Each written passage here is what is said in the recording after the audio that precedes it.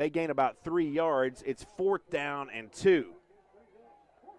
Isaiah Howell on the carry for Silven Hills. And they're going to go for it. About 2 yards to gain. 4th down play. Incoming. Snap is high, but picked up. And Jonesboro's in the backfield, and we've got a 4th down stop.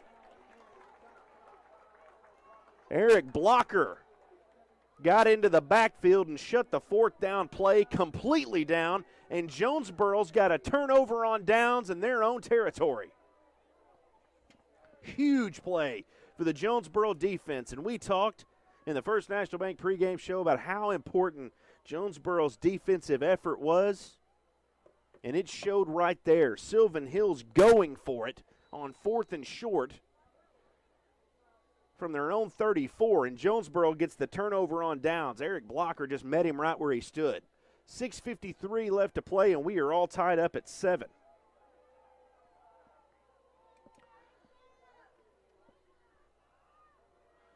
We're going to have a screen pass out to the right side. The ball is dropped by Caden Hawkins. And see if they ruled that a backwards pass or incomplete. It was a screen, and it looks like we're going to rule that a forward pass. We'll see. Be a timeout called by the officials here. It looks like maybe a player switching out. Yeah, they called that a forward pass, so it's incomplete. Hawkins bobbled it, and he ran after it wisely. So 2nd down and 10 for Jonesboro. We're in the gun. T.J. Brown in the backfield. Hawkins has been out at wide receiver so far, had several carries last week against Marion, but Brown's been in the backfield. Myers is going to pass, passes out to the left-hand side. Pressure was incoming, and the pass is incomplete, but he got it away to avoid the sack. 3rd down and 10. Good play by Asa Myers to avoid the sack. Big old Micah Mitchell was coming right at him. He was staring down the barrel. He got the ball away quickly to Cam Davis. The pass was just wide left and incomplete. 3rd down and incoming for Asa Myers and the Canes offense. He's got T.J. Brown in the backfield. Cam Davis is out to the left side. Kamari Fisher is out to the right. Jalen Hurd is also out to the right. And we've got a timeout. Jonesboro takes their first timeout of the game. We're going to take it with them. You're listening to Jonesboro Hurricane Football on the EAB Sports Network.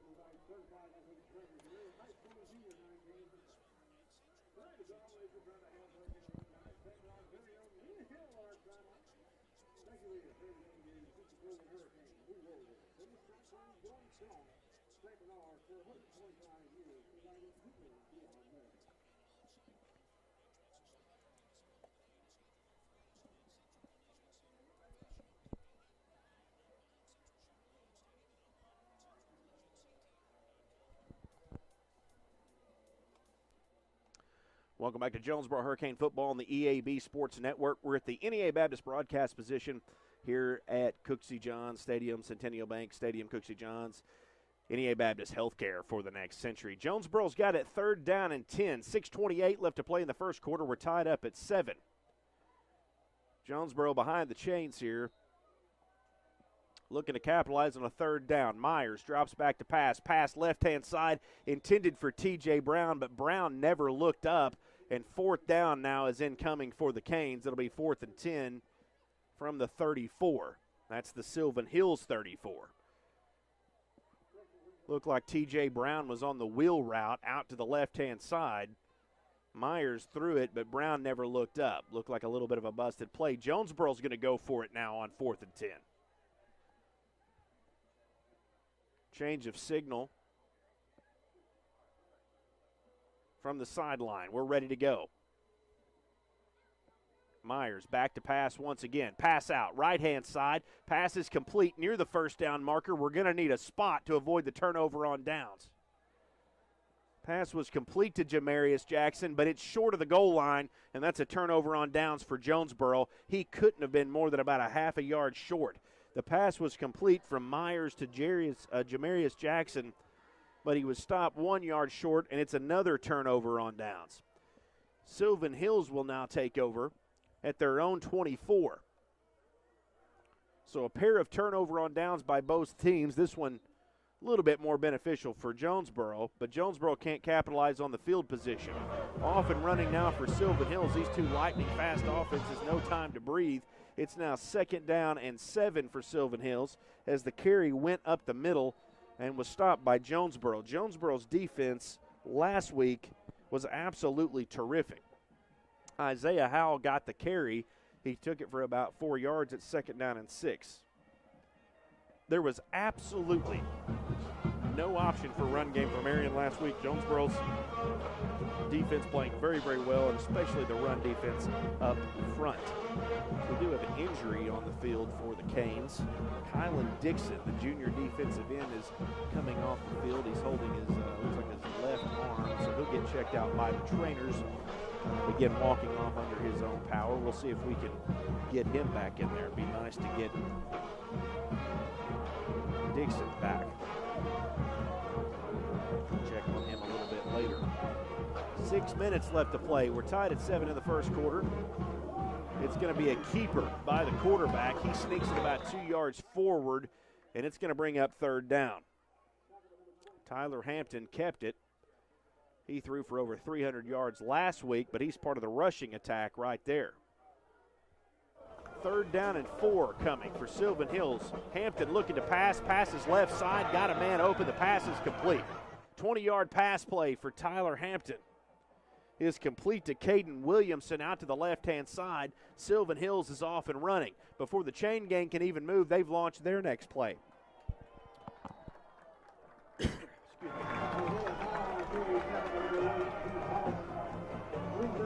Isaiah Howell rumbles ahead, but gets no yards. That Cane run defense still keeping up.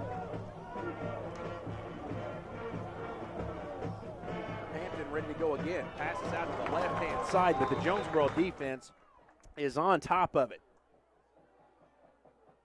Javian Alexander was out there in the corner position and snuffed out that screen pass. It's 3rd down and 10 now for Silven Hills. Silven Hills rocking on. Hampton to pass again, high over the top, overthrows his man, and we're going to have a 4th down.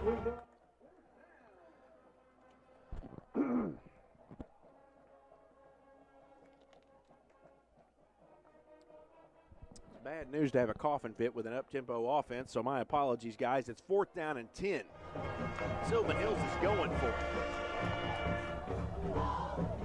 Hampton is in the gun. He's got trips out to the right. In the backfield for him is Isaiah Howe. He's going to pass. Looking left-hand side, pump fakes. Jonesboro defense penetrates. The pass is incomplete, and another turnover on downs for the Canes D. And how about the turnaround of this Canes defense? They were beat up.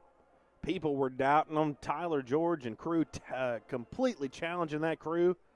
They have forced their 2nd turnover on downs of the game. This one also gives the Canes offense good field position. They're at the Silven Hills 43.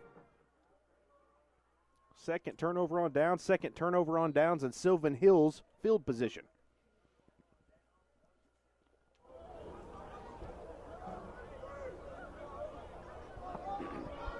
Myers will start the drive in the gun. T.J. Brown in the backfield. A couple of receivers out each side. Myers fires left-hand side to Kamari Fisher. The pass is complete. Jonesboro's got a 1st down. An 11-yard pass play from Asa Myers to Kamari Fisher picks up a new set of downs for the Canes. They're off and running now that they've got the 1st down. Chain gang moves ahead. Myers in the gun. Hands it off to Brown. Brown bounces out right-hand side. Picks up about half of what he needs. 2nd down and 5 incoming from the Canes. From the Silven Hills 26. Both of these teams running up-tempo offense, and if you like good, fun football, you got it.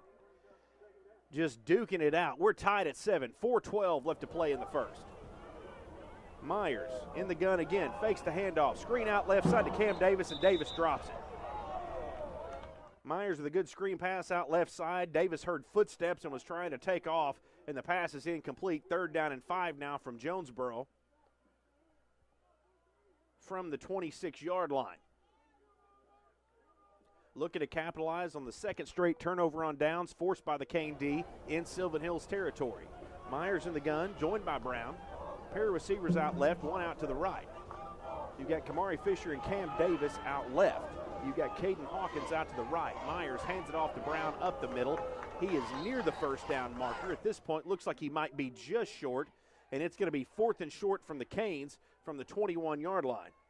So they'll go down for it, no doubt. 4-down territory now for the Canes, and a whistle by the lead official.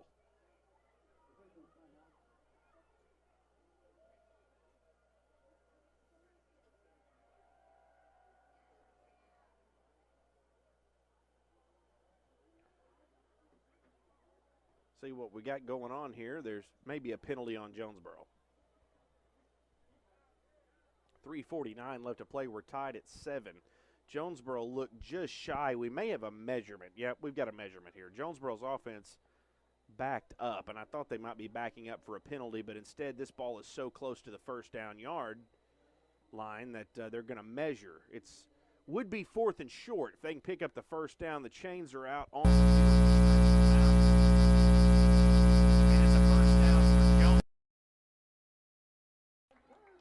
Good call there by our officiating crew. Our referee was Larry Stidman, and he jumped in the middle of that and decided to go ahead and measure, and that picked up a Jonesboro 1st down. Prior to that, Jonesboro was going to hurry up and just try to snap it real quick, but would have needed to convert a 4th down.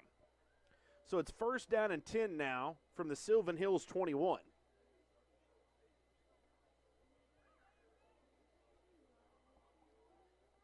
Asa Myers will be in the gun. He'll be joined by T.J. Brown, Cam Davis, Kamari Fisher out left.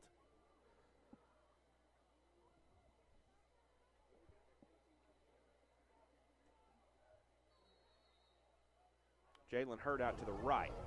Hand off to Brown, up the middle, nothing doing. Silven Hills meets him right where he stands. Picks up maybe 1 yard. It's going to be 2nd down and 9 for the Canes. Again, 3:36 left to play. We're tied up at 7. 2nd down play incoming.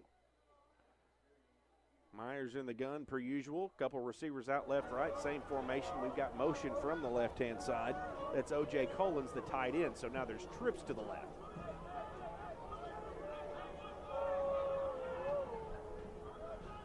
Play incoming from the 20. Myers to pass. Fires over the top into the end zone. Passes in and out of the hands of Pierre Grimes. That ball just nearly intercepted. Pierre Grimes was camped underneath it in the end zone, and he couldn't hang on to it, and a sigh of relief breathed here at Jonesboro.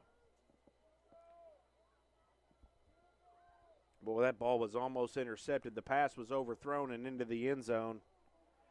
Grimes camped underneath it, hit him right in the chest and fell off. So new life for Jonesboro. 3rd down and 9 from the 20. Myers to throw again.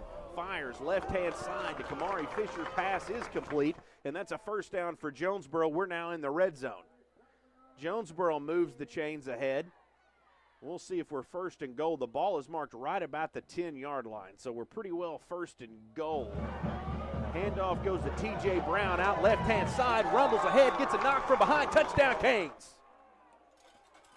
The 10-yard run from T.J. Brown puts the Canes on top.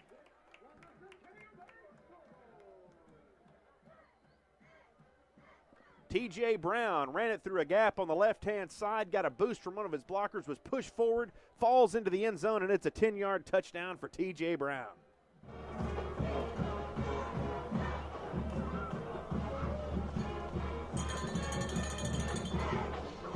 Lomsky on to kick. Trying to make this 14-7. Kick is up. Kick is good. So it's 14-7 Canes as they take the lead. And I got to give some credit to the defense there. They forced a turnover on downs in Silven Hills territory, and the offense went to work. A couple of pass plays, one to Kamari Fisher, then T.J. Brown. A couple of runs up the middle and finishes it off with a 10-yard run. It's 14-7.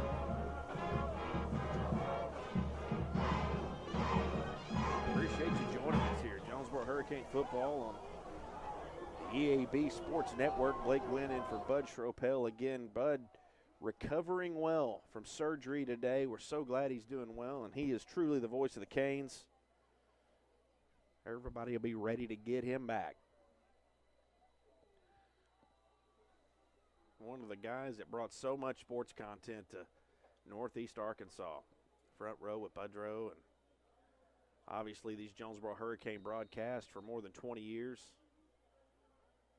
we'll get him back very, very soon. So glad he's got that taken care of and is now on the road to recovery. We'll be thinking about him all night here at Centennial Bank Cooksey Johns Field.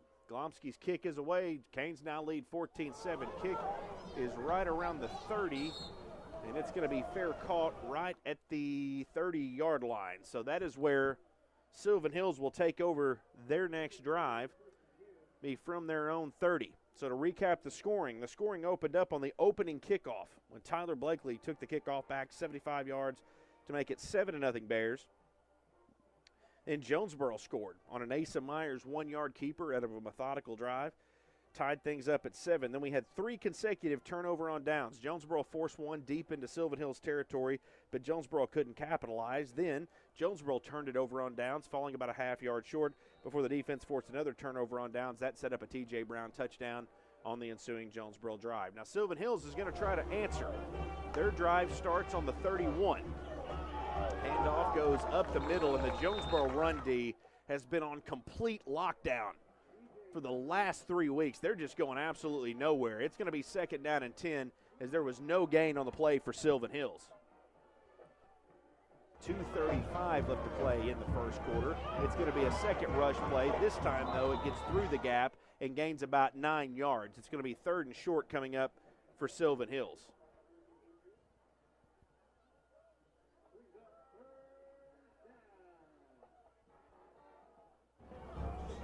Quick rush play. Hampton's going to keep it on the quarterback keeper, and he picks up the first down for the Bears. New set of downs coming for Silven Hills. 2nd down and 10. First down and 10 coming, but we may have some laundry on the field here. Yep, there's a flag on the field. Going to be a horse collar tackle on Jonesboro. Jonesboro's second penalty.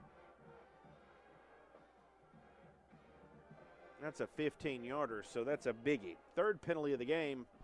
Well, that game last week at Marion was filled with penalties. This one has been much cleaner, but that horse collar tackle moves Silven Hills up 15 yards. They're now in Hurricane territory. Hampton looking to pass. Blocker comes from the left-hand side to put pressure, and the pass falls incomplete. Senior defensive end Eric Blocker gets in there. He has 4 sacks on the season, about at another. Tyler Hampton got rid of it. And that brings up 2nd down and 10 from the Cane 43. 2 minutes left to play in the first. Hampton drops back to pass, flips it over the top to the running back. He's hit, and it's going to be a loss of yards by a significant amount as the Canes D swarms in and gets the huge stop. It'll be 3rd and long now for Silven Hills. E.J. Ducky caught the pass, and then the Jonesboro D hit him right where he stood. Silven Hills is taking a timeout. We're going to take it with them. You're listening to Jonesboro Hurricane Football on the EAB Sports Network.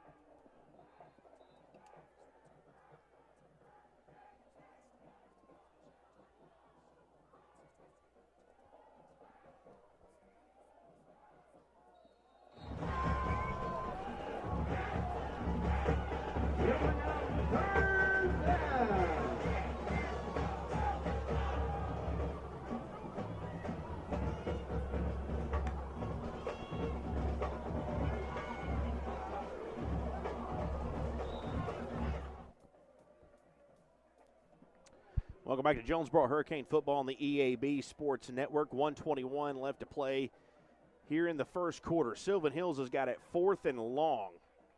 It's going to be 4th and about 18. They're going, may kick it here. The Hampton's deep, almost blocked by Jonesboro on the pooch kick. It's going to be bobbled by the receiver. And then they say he didn't touch it. Well, that was close there. I was afraid there for a minute that Luke Drum might have bobbled it, but he didn't. It went over his head, and he downs it in the end zone. So it's a touchback for Jonesboro. Again, that one was a little bit out of range, had a little bit of glare from the lights, so I was afraid Drum might have touched it and bobbled it. He did not touch it. The ball bounced into the end zone, and it's a touchback for Jonesboro. Minute 12 left to play in the first quarter. Jonesboro leads 14-7. Jonesboro takes over for their next drive from their own 25.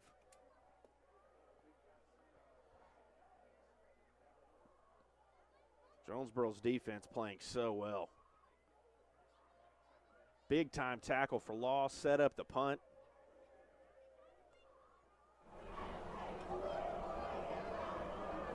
And here comes the Kane offense. Myers in the gun.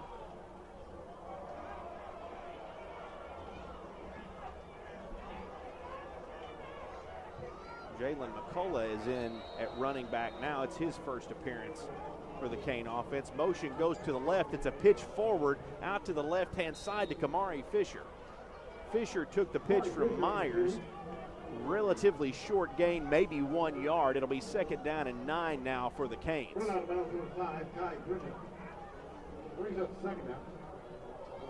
1:06 left to play now in the first quarter. Canes ready to go for the 2nd down play. Fakes the handoff, passes out left side. Cam Davis jukes a couple of guys, moves ahead, gets about 6 yards. It's going to be 3rd down and 4 now from the Canes. 1 minute left to play here in this first quarter. Canes ready to go again on the hurry up. McCullough still in at running back. Trips out to the right for Jonesboro, one out to the left. That's Cam Davis. Here's the snap. Myers drops back to pass, hits Cam Davis left side at the 30, and he's picked up the 1st down for Jonesboro. New set of downs incoming. 56 seconds left to play here in this first quarter. Jonesboro, good methodical drives early on, still moving the football, getting a 3rd down conversion there. Fisher goes motion left-hand side. We've got a flag. It may be a false start on Jonesboro. Fisher went in motion on the left-hand side. One of the linemen jumped. It is a false start on Jonesboro. That'll be a 5-yard penalty, so that'll back them up. And they're behind the chains on 1st down. 25 yards of penalty so far for the Canes. That's their 3rd penalty of the night. Now it's going to be 2nd down and 15. Holding a 14-7 lead here in the first quarter. Caden Hawkins in the backfield now for Jonesboro. Rumbles ahead, up the middle. He's back just past the original line of scrimmage. It'll be 3rd down and 9 coming for the Canes. 36 seconds left to play here in the first quarter. These are Hawkins' first snaps. They begin to alternate running backs in as they did against Marion. Hands the ball off to Hawkins. He bounces up right side, up between the tackles. He picks up a big chunk of what he needs, but not enough. He's going to fall about 4 yards short of the 1st down marker. 3rd down and 3 incoming. Handoff goes to Hawkins again, and he's going to be stopped at the line of scrimmage. Bounced it out left-hand side. Silven Hills Bears defense swarmed in, and we've got a 4th and 3 coming up.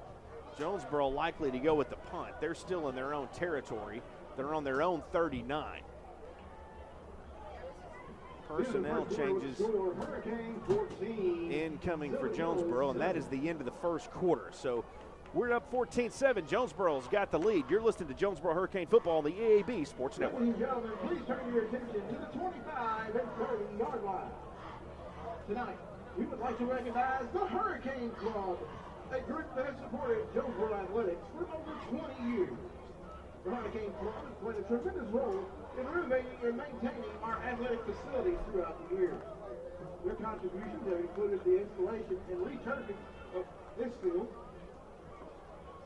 stadium branding, weight room renovation, football equipment, and ongoing support for the track and field program, among many other projects. Members of this incredible group include Dave Lively. Welcome back to Jonesboro Hurricane Football on the EAB Sports Network. We're starting the second quarter. Jonesboro's got a 14-7 lead. They have the football, but it's 4th and 3 from their own 39. So we await a decision from them. We're in our NEA Baptist broadcast position here at Centennial Bank Stadium, Quincy Johns Field. NEA Baptist Healthcare for the next century. Also, big shout out to our game sponsor, Food Smart. Be a genius. Shop at Food Smart, where you pay our cost plus only 10% at checkout. Then tell your friends how much you save at Food Smart. Jonesboro's going to punt on 4th and 3. As we start the second quarter, Blomsky's on to punt.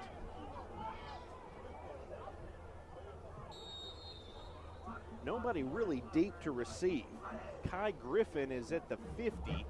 Snap is bobbled by Glomsky, and the kick is away. It's going to take a huge Jonesboro bounce. Canes in pursuit, and Glomsky's going to flip the field. The Canes down it at the 5.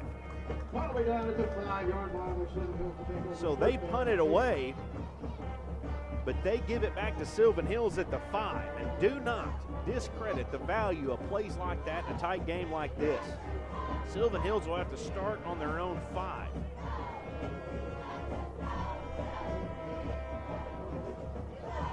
Nice punt by Alex.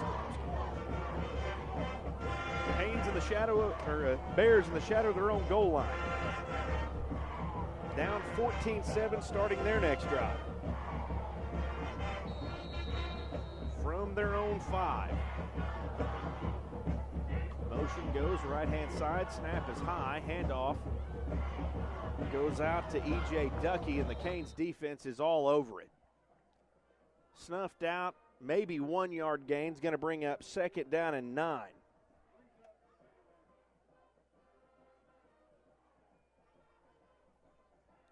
$11:28 left to play in the half. 2nd down and 9 coming.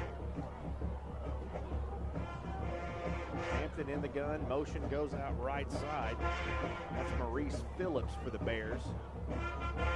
Fires out, left-hand side, complete to Tyler Blakely. Blakely cuts up the left-hand side, and he's got a huge gain here on a short pass play. It was a short connection, but a huge gain as Tyler Blakely has another big play here tonight. He opened us up with a 75-yard kick return to start the game, and has another big play. It's going to be 1st down and 10 for the Bears from the 35.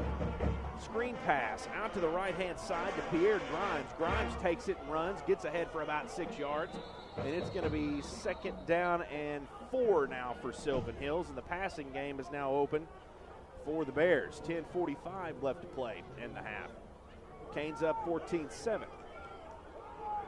Personnel changes incoming for the Canes.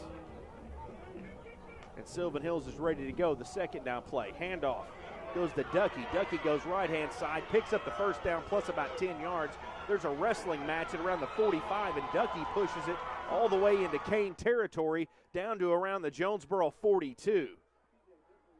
Tough run for E.J. Ducky as he rumbled ahead. Gets the 1st down plus. New set of downs coming. Chain gang struggling to keep up here with this up-tempo Silven Hills offense. Isaiah Howell takes the handoff. Runs right up the gut. And now Silven Hills is going downhill. They pick up 9 yards on the rush up the middle. And it's 2nd down and 1. Ready to run the next play. We mentioned how fast they were. If you don't believe it, here we go. Howell runs up the middle again, breaks past the line of scrimmage, and he busts into open territory. He picks up 11 yards and a new set of downs for Silven Hills. Silven Hills now on the Jonesboro 21, 1st down and 10. Off we go again. Hampton hands the ball to Howell. Howell cuts out right-hand side, runs into some Canes defenders, but pushes the entire pile forward, and it's going to be 2nd down and 6 now for Silven Hills. This offense is speedy as you will see. Similar to a Conway situation earlier in the season, they haven't been able to get a lot going, but they do here now in the 2nd quarter. Hampton drops back to pass, rolls out right, throws a pass at the feet of his wide receiver.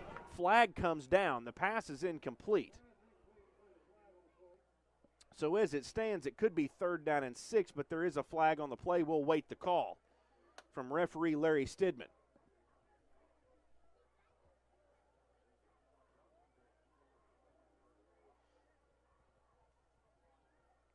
Pass was thrown right around the line area.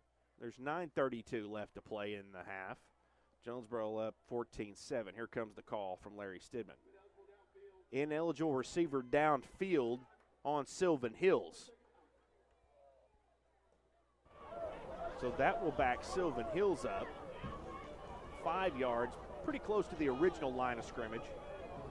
We'll replay the down. So it's 2nd down for Silven Hills. They're a little behind the chain. 2nd down and 12 now. So that penalty slows the Bears down a little bit. They were running at warp speed down the field. Isaiah Howell's in at the backfield position for the Bears. Hampton Hands the ball off to Howell. Howell runs out right-hand side, and the Canes get to him. Noah Wendell, the Canes' leading tackler, 64 tackles on the season. Why don't you go ahead and make that 65? He tackles him behind the line of scrimmage. It's 3rd down now and 11 for Silven Hills. They're ready to go again. Walker dropping back to pass. Dials a long pass into the end zone. Got a man wide open, and it's going to be a touchdown for Silven Hills. Lacoby Brent on the 22-yard pass play makes it 14-13 Jonesboro.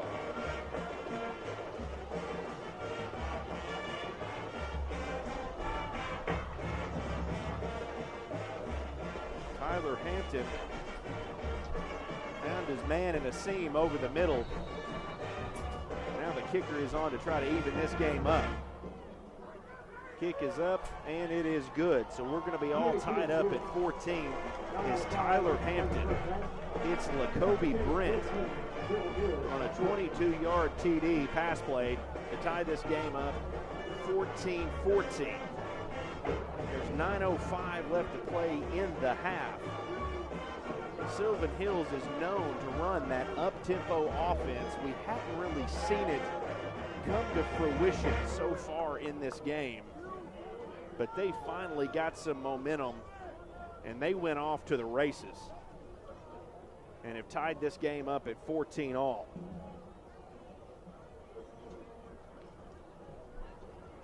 Again, you're listening to Jonesboro Hurricane Football on the EAB Sports Network. Glad you're with us. Blake Wynn in for Bud Schropel here tonight. And I know you guys wondering how he is doing. He is doing well at last report. He had surgery this morning, an open heart surgery, and last report he's doing well. It'll be a tough recovery, but he will kick it. He's a tough guy, and obviously the voice of the Hurricane. We'll be ready to get him back here. I sure as heck know you will be, for sure, after dealing with this. But I appreciate you putting up with me. We're in the NEA Baptist broadcast position here at Centennial Bank, Cooksey Johns Field. NEA Baptist Healthcare for the next century. 9:05 left to play in the half. We're tied up at 14. You knew this game could be a close one, and it certainly is. These two teams trading punches. It's an onside kick for Silven Hills, and it's going to be recovered by Jonesboro. Good field position for Jonesboro. That was recovered by Randy Eusebio on the hands team, and Jonesboro's got good field position to start their next drive. They'll have it on their own 47. Jonesboro's had good field position every time. Of course, Silven Hills, Mark Kelly, head coach, take that approach. The onside kicks, the no punts. It leads to some high-scoring games. It leads to some exciting moments. It also leads to good field position for a good offense like Jonesboro. So Jonesboro ready to go back to work with 9:05 left to play in the half. They've got it on their own 47. First down 10 coming your way. Myers fakes the handoff, passes out left-hand side. It's incomplete. Second down and 10 incoming. Jamarius Jackson was the intended receiver. Ball fell incomplete. Good pressure on the play by Brian Dixon of the Bears. Again, three-way tie atop the 6A East. These two teams both at 3-1, and then Benton also part of that. Second 10 coming your way. Myers in the gun. Fakes the handoff to Brown, throws it out left side to Jackson. Pass is complete. Marked right around the first down line. Seems like every play for Jonesboro is right around that marker. Referee signals to go ahead and move it ahead. New set of downs, first and 10. Jonesboro goes hurry up now. Brown kicks it out left-hand side, gains 2 yards. Second down and 8 incoming. Jonesboro likes to go up tempo after they get a first down. They ran into warp speed there, trying to match the pace of Silven Hills. It's second down and 7 now for Jonesboro. Tied at 14, 8:28 left to play in this half of football.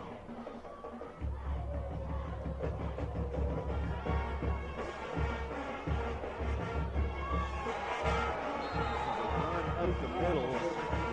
That's going to be a loss of several yards, about 3 yards. It's third down and 10 now as Silven Hills got into the backfield.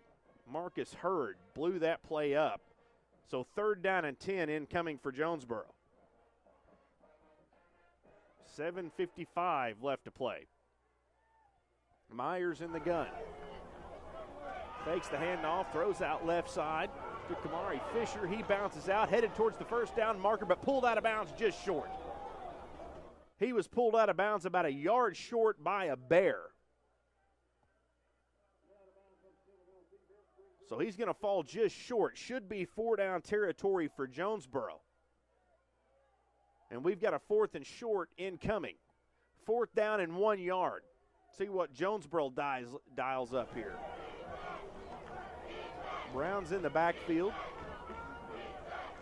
Hands the ball up. Brown bounces around, gets the first down, plus got some room to run. He's headed around. He's at the 5, moves forward, rushes in into the end zone. Touchdown, Canes.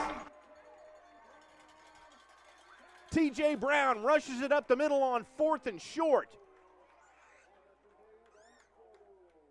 And it's a 34-yard touchdown for T.J. Brown.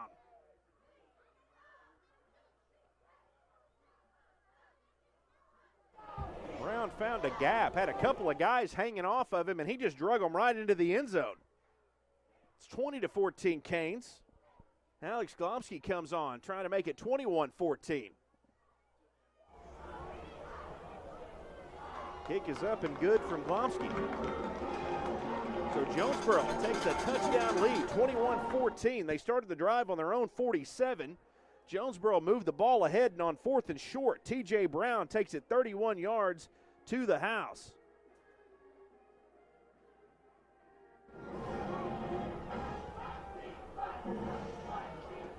Silven Hills ran downhill in a hurry on the previous drive. Then Jonesboro lines up and says, "Do you like apples?"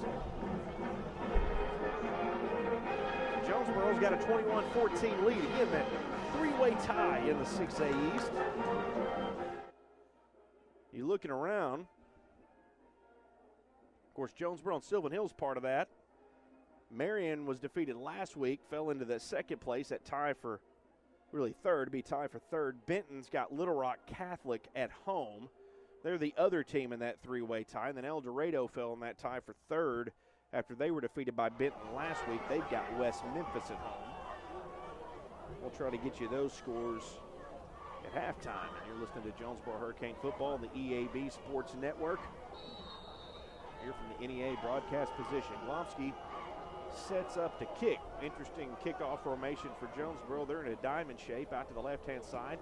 Kick from Glomsky's away at the 40. Nigel Casey picks it up at the 15, got some room to run, runs around past the 25-30, and he is finally going to be taken down at around the 35-yard line. So a good return by Nigel Casey with 7:07 left to play in the half. Silven Hills going to try to come from behind. They've got decent field position to do it with after the Nigel Casey return. They'll start from their own 30.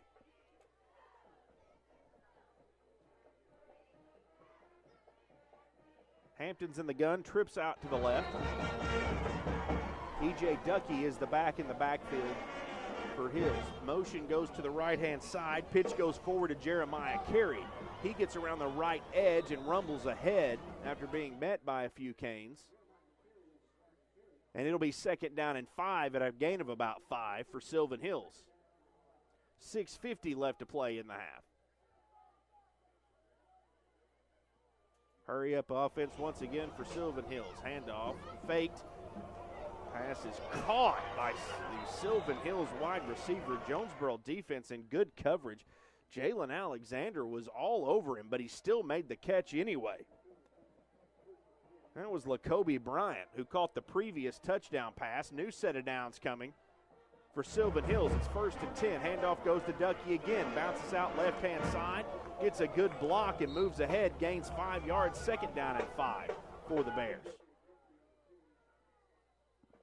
Got a good block on that left-hand side from Larry Lee Truner.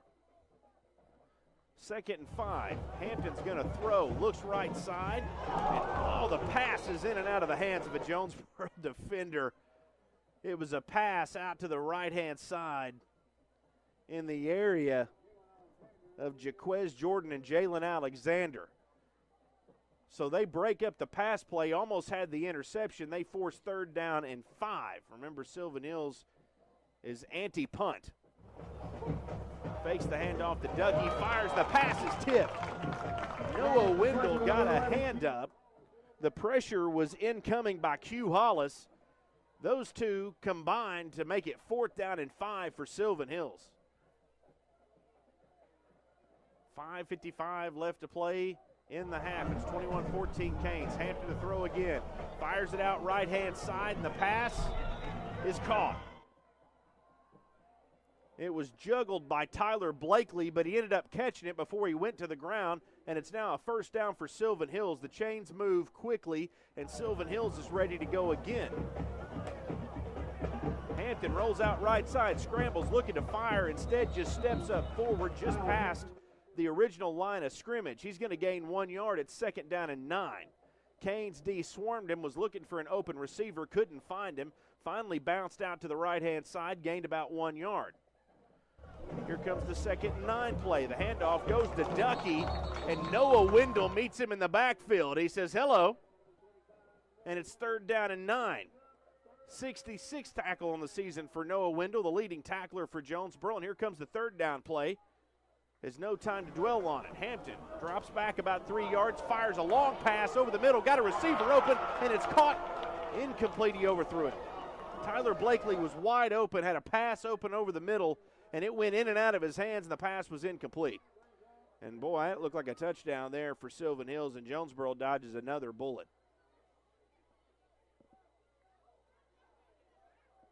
They're ready to go for 4th down. Again, they don't dwell on their losses. Jalen Alexander and Randy Eusebio were in the area of that pass. It was just overthrown by Hampton. Hampton's going to fire on 4th down.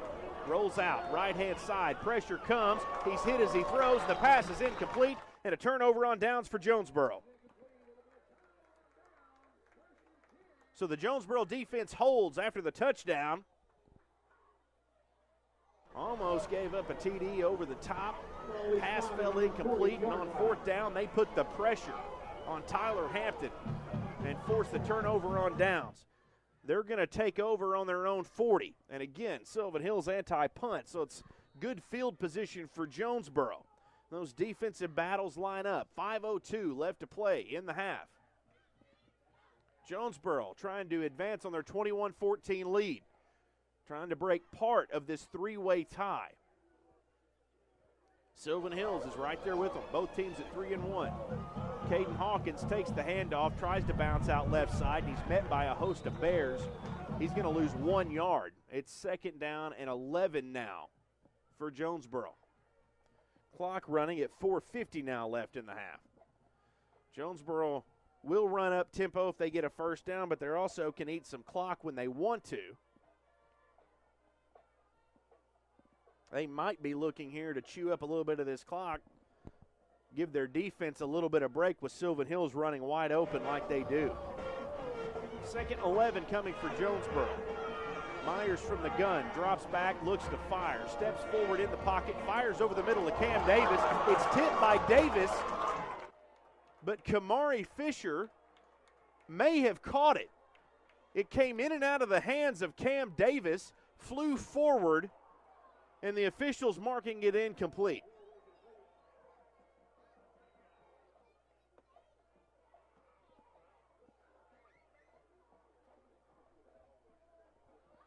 Pass was incomplete from Cam Davis. Davis tipped it, went up in the air.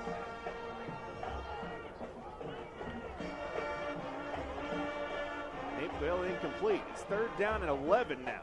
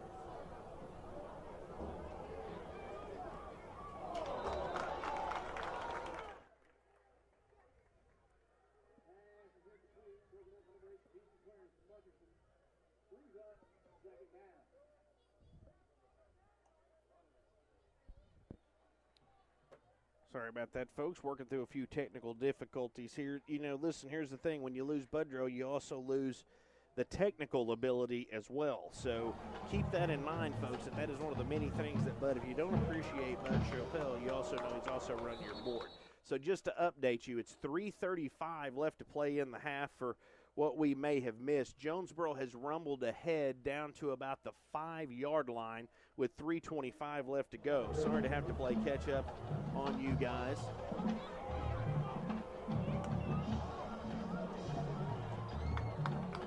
Silven Hills now has the football 1st and 10. So my apologies, guys. I'll catch up with you here in just a minute. We did have slight audio loss here on our end.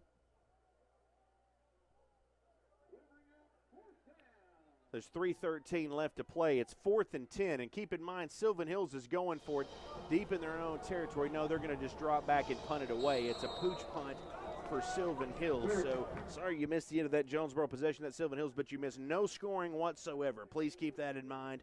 Silven Hills has kicked the football away from Jonesboro. I'm sorry we lost audio here. It's 3:08 left to go here in the half. Jonesboro's going to have great field position. The defense held Silven Hills deep into their own territory, and it was a short punt for Silven Hills. They punted from their own 5, so back-to-back punts, and Jonesboro's going to take over from the Silven Hills 35 with great field position, up 21-14 with 3 minutes left to play. T.J. Brown takes the carry, rumbles ahead. He's going to pick up 4 yards, 2nd down and 6 incoming.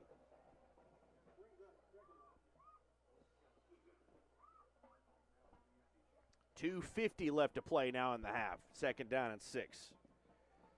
Jonesboro's defense facing that tough Silven Hills up-tempo offense, but they've held firm so far despite an exhausting first half, and they've done well enough to put the offense in a good field position. Canes offense taking advantage. It's 21-14. Handoff. Fakes the handoff, goes out left side with a pass, and it's incomplete. Jamarius Jackson was the intended receiver for the Canes, and it's going to bring up 3rd down and 6. 2:23 left to play in this half of football. Canes trying to capitalize on, once again, good field position. They've started drives in their own territory 3 times tonight. 3rd down and 6 play incoming for Jonesboro. Myers in the gun, Brown in the backfield. And Silven Hills may have jumped off sides. It's an encroachment on Silven Hills.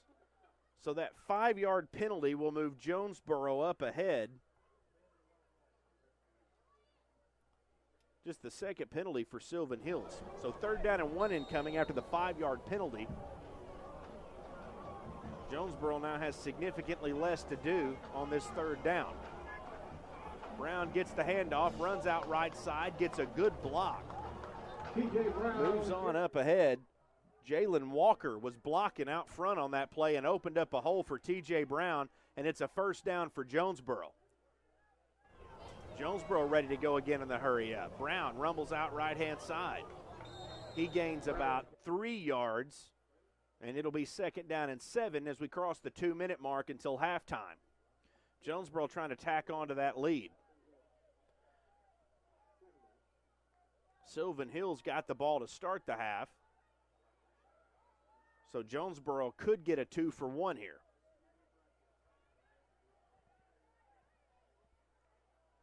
Second and 7. Brown takes the snap, runs up the middle, and he's going to be met in the backfield. He'll lose a yard. It's 3rd down and 8. 1:27 left to play in this half of football. 3rd down incoming. Jonesboro's converted multiple 3rd downs here tonight. Most of those have been in short yardage situations. We'll see what the Canes dial up. See what Michael Metter has on the offensive side of the ball for the Canes. Caden Hawkins is going to be in the backfield for the Canes with Myers. Receiver out each side. fakes the handoff. Myers flushed out of the pocket right side, flips the ball over the top as he's met with pressure, and he may get hit with an intentional grounding. It's either an intentional grounding or a roughing the passer. We'll see what it is. As it stands, it would be 4th down. And it's going to be a roughing the passer call on Silven Hills, and that is a huge penalty for the Bears. It was number 52.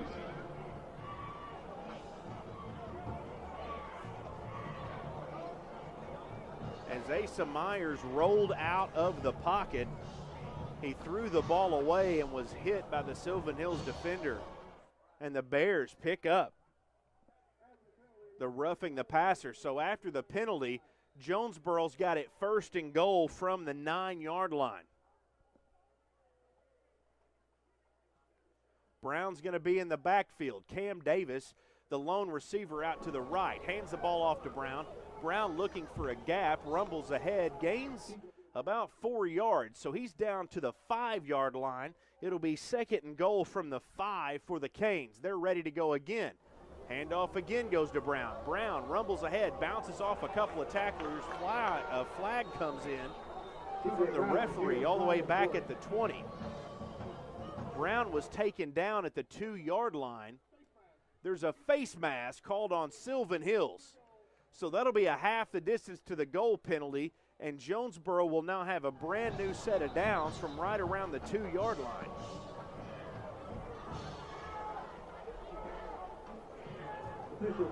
So just 2 penalties coming into this drive. Now all of a sudden, there's been 3 penalties for 30 yards on this drive for Silven Hills. 31 seconds left to play in this half. Jonesboro's up 21-14. They're trying to go 2 for 1. They'll get the ball back after halftime. Brown takes the direct snap, and the Wildcat runs up the middle. Touchdown, Jonesboro. T.J. Brown on the keeper. Extends the Jonesboro lead with a 2-yard rush. Jonesboro capitalizes on the penalties, capitalizes on good field position. And it's 27-14 as Glomsky comes on to try the extra point.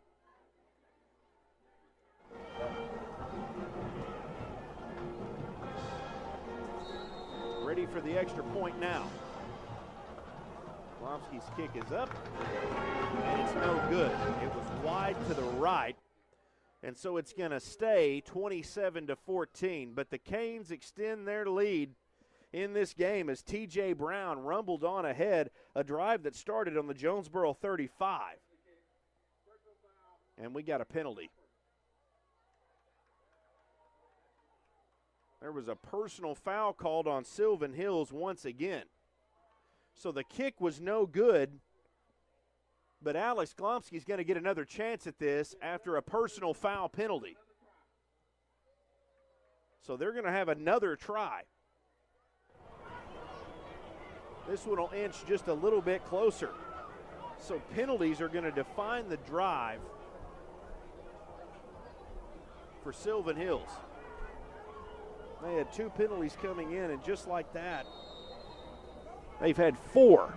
This one may give a chance at another point for Jonesboro. Glomsky's kick is up, and he doesn't miss it a second time as he capitalizes on the extra life, and that makes it 28-14 Jonesboro. So after the T.J. Brown touchdown on a 2-yard rush play, he actually kept it, took the snap directly on a drive that started on the Silven Hills 35 after a short punt. Ends up giving Jonesboro the 28-14 lead, and they're sitting in nice position with 17 seconds left to play in this half. And keep in mind, Jonesboro gets the ball back after halftime. Be sure to stay with us. Coming up at halftime, we'll have the Cavanaugh Auto Group halftime show. Halftime is presented by Cavanaugh Auto Group. Check out Cavanaugh's entire selection of new and pre-owned inventory at CavanaughCars.com. Again, that's coming up in about 17 seconds of game time action. We'll recap all the action from this. We'll walk you through those 6A East standings and where everybody's at. We'll check on a couple of scores for you. And then, of course, looking forward to an exciting second half. Jonesboro's got the 28-14 lead. with 17 seconds left to go in this game. Also would like to thank our game sponsor, Food Smart. Be a genius at shop at Food Smart, where you pay our cost plus only 10% at checkout. Then tell your friends how much you save at Food Smart. Appreciate those guys sponsoring high school football. Love seeing this as sponsors and out supporting everything everybody's doing out here, watching these young athletes play. 17 seconds left. Lomsky's going to kick away after the touchdown. It's a short kick, and it's going to be bobbled at the 45 but caught, and there may be a catch interference penalty on Jonesboro. The kick went up. Lacoby Brent caught it, signaled for a fair catch, and right before he caught it, it looked like Hugh Hollis may have made contact with him, and the flag came out. We're waiting the call from referee Larry Stidman. It's on the 45 right now. That would be the Silven Hills 45. But this is going to move it ahead most likely.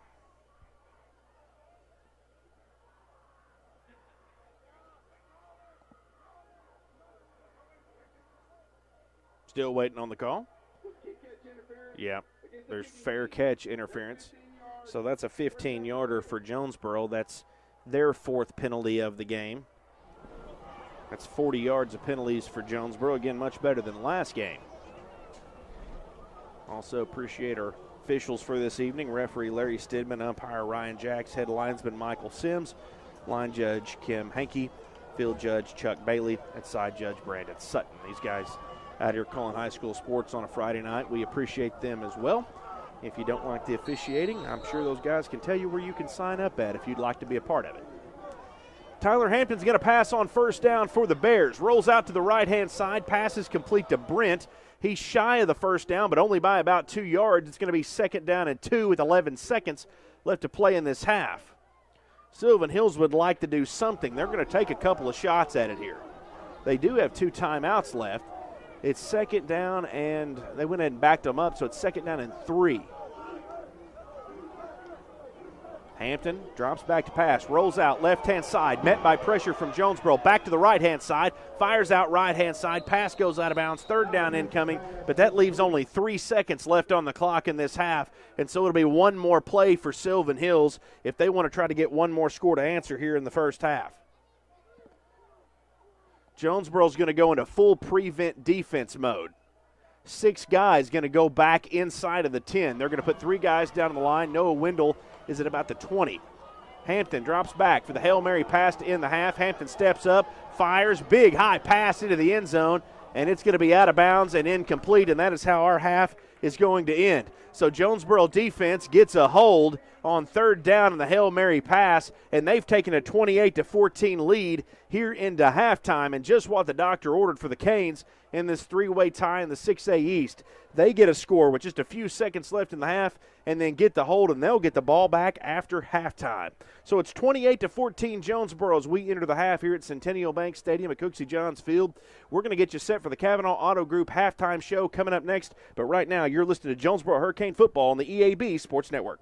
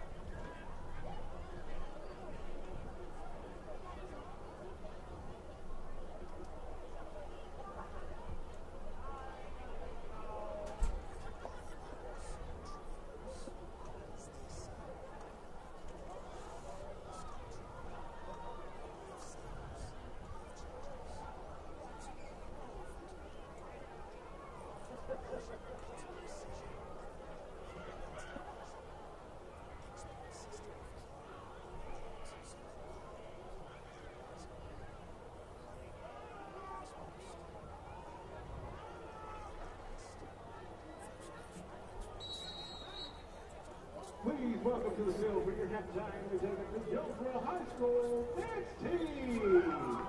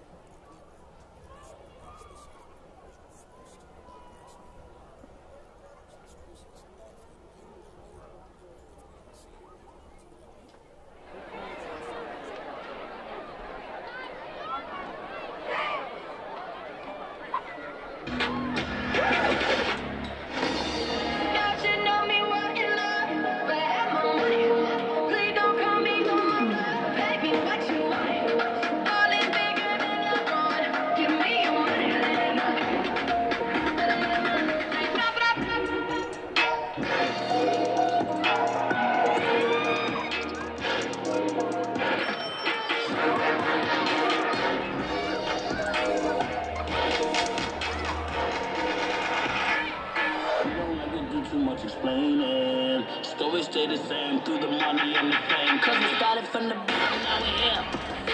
Started from the bottom, now my whole team here. From the bottom, now we're here. Started from the bottom, now my whole team here. Started from the bottom, now we're here. Started from the bottom, now the whole team here.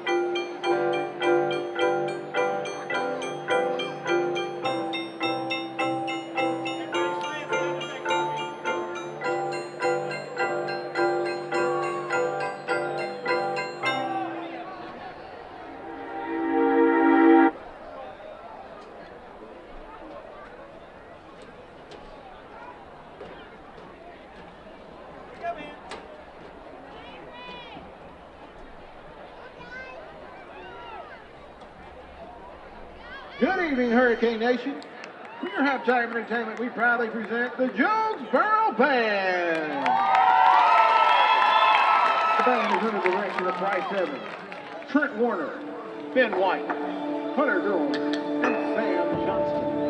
Additional staff includes Brianna Harris, and Carolyn Caparella.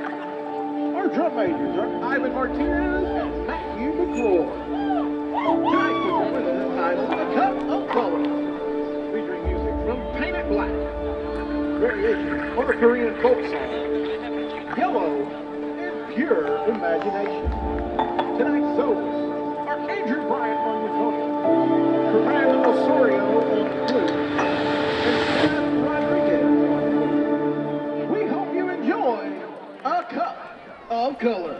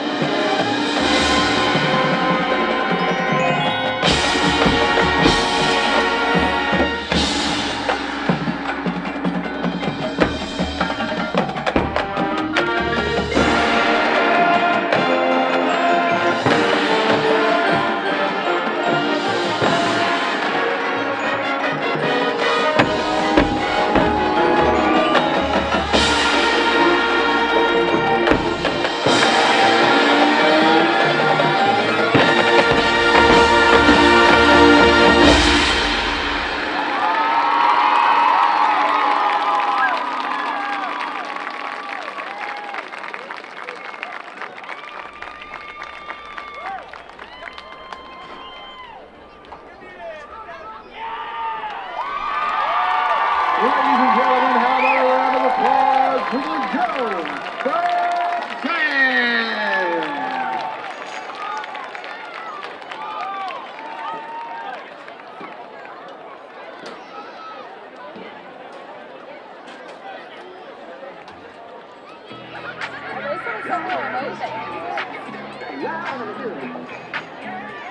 I'm dancing my damn self. You ready? Ready,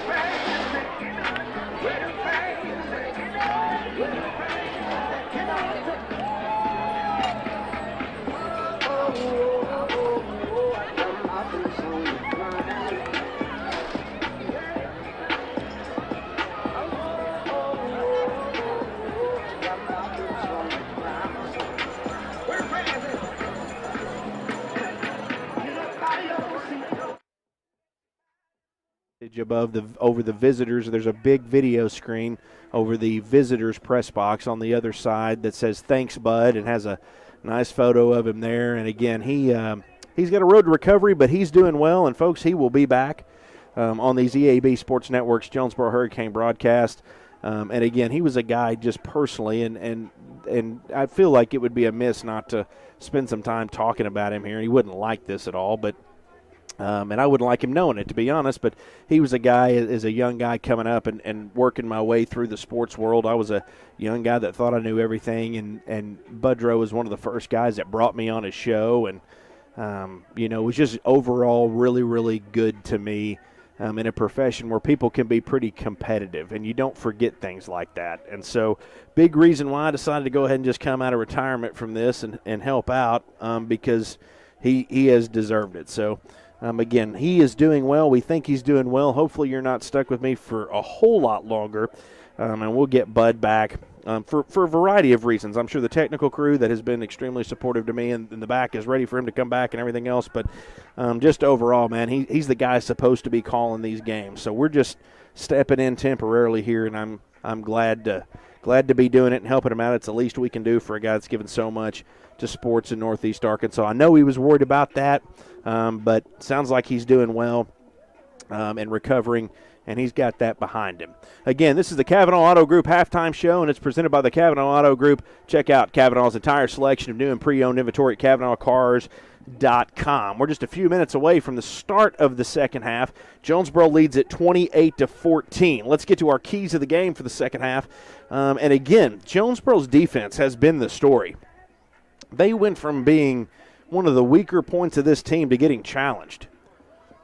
They ended up only giving up 14 points against Catholic. They gave up 6 last week at Marion. They've given up 14 here so far, but 7 of those were special teams, so that's not defense. So they've only given up 1 touchdown here tonight.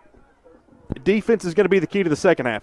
Silven Hills runs, in case you can't tell from the broadcast, Silven Hills runs this blazing offense. Now, Jonesboro runs up-tempo, but they go up-tempo after they get a first down. Silven Hills runs wide open the entire time. And so the defense is constantly having to reset. And I can't tell you how impressed I am by Ty Mims' defense and their preparation in this game to only give up 1 touchdown in that half. That 1 touchdown came on a 22-yard pass play from Tyler Hampton to Lacoby Bryant. I'm telling you, and that's the key to the second half. If they can avoid big plays and can avoid penalties, Jonesboro's going to win this game. The offense will have the ball to start the second half. But if they can avoid big penalties, maybe force a turnover here or there, they're going to find themselves controlling their own destiny a little bit here in this 6A East race. From an offensive standpoint, you need to avoid the turnovers. That's what you need to do. They played well. T.J. Brown has had an amazing game. He's run up and down the field. He's punched the ball in. He's got 2 touchdowns here tonight. He's a huge part of their offense, obviously, but a huge part of it here tonight. They're running that up tempo after first down and getting the ball to T.J. Brown. And so, again, possession. Even if they want to slow it down a little bit, it needs a little bit of clock. Just no turnovers. We had a couple of dropped interceptions by Silven Hills in the first half, dodged a couple of bullets. We don't want to tempt fate once again. But if you could open the game up a little bit with some passing in the third quarter, that could potentially open up the running game for T.J. Brown. But Jonesboro leads it 28-14. We've got a couple of minutes until halftime, and Jonesboro's going to have the ball back with a chance to extend that lead. We're going to take one more break, and we'll get you the second half of action. You're listening to Jonesboro Hurricane Football on the EAB Sports Network.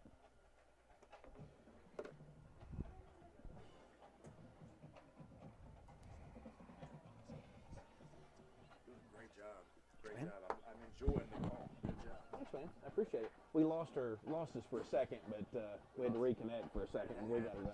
That happens. That always happened to me at least once a game. So, Yeah. doing good. Thanks, man. I appreciate it. You bet. Enjoy the call.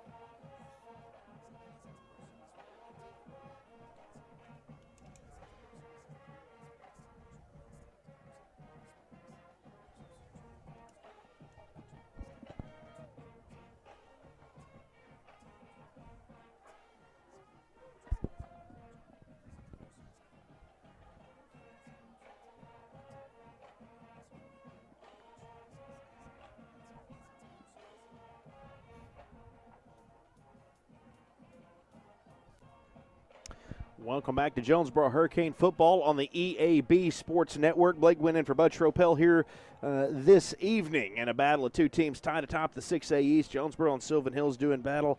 And we have just completed our Cavanaugh Auto Group halftime show, and we are located at the NEA Baptist broadcast position. Our broadcast position is sponsored by NEA Baptist here at Cooksey Johns Field.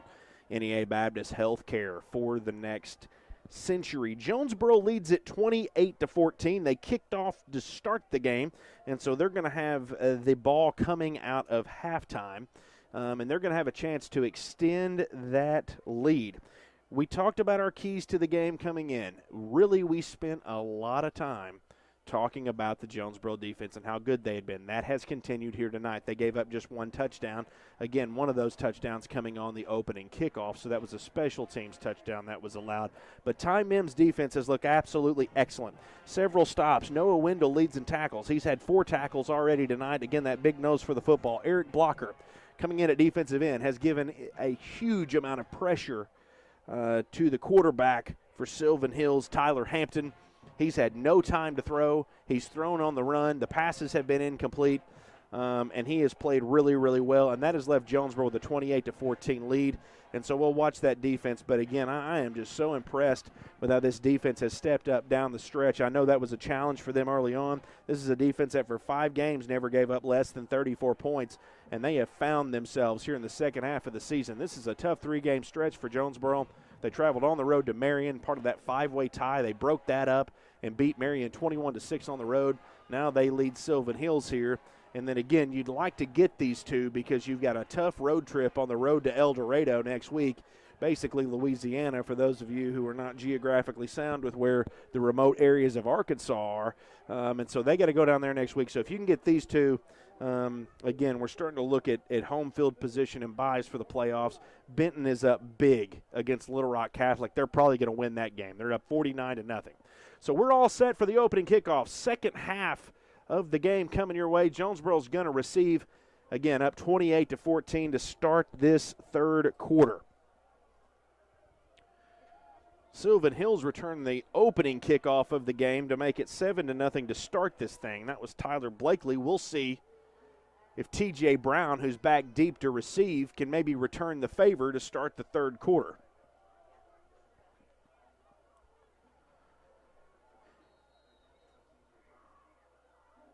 Jesse Velasquez to kick for Silven Hills. It's a short kick. It bounces at the 30, rolling towards the out of bounds, and Brown just scoops it up and runs out of bounds right around the 15. So Jonesboro will take it over on a good kick by Velasquez. That's where they'll start the second half of football and their first drive of the second half. Officials spotted at the 16, so Jonesboro will start on their own 16.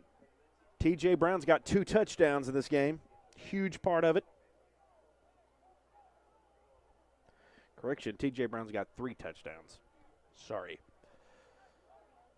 Don't want to shortchange that guy. Certainly don't want to do that. Brown's in the backfield to open up this drive. Motion comes from the left-hand side.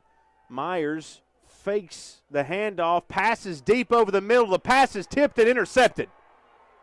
Pass tipped over the middle and intercepted. Silven Hills is running back there at the Jonesboro 20 before he's finally pushed out of bounds.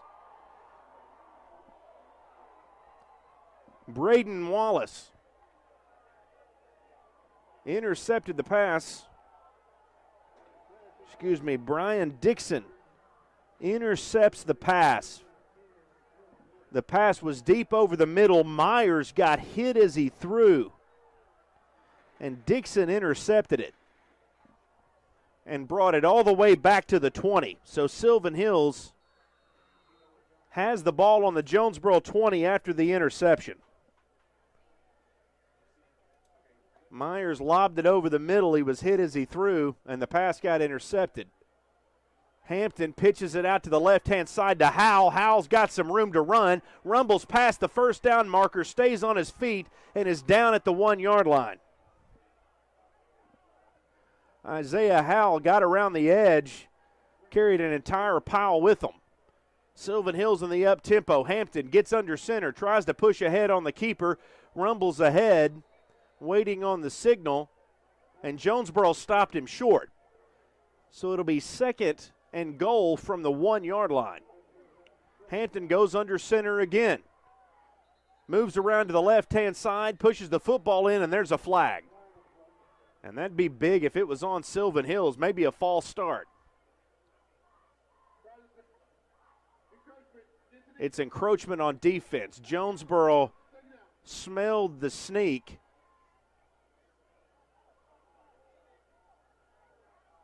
And there was a flag down on the play, so they get an encroachment. That moves them to the half-yard line. Second and short from inside of the 1.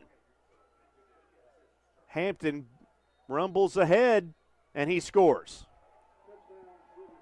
Hampton on the tush push gets him into the end zone from the 1-yard line. And just like that, a turnover. One of our keys to the game was possession on the offense by Jonesboro. No turnovers, and a turnover leads to a touchdown for Silven Hills.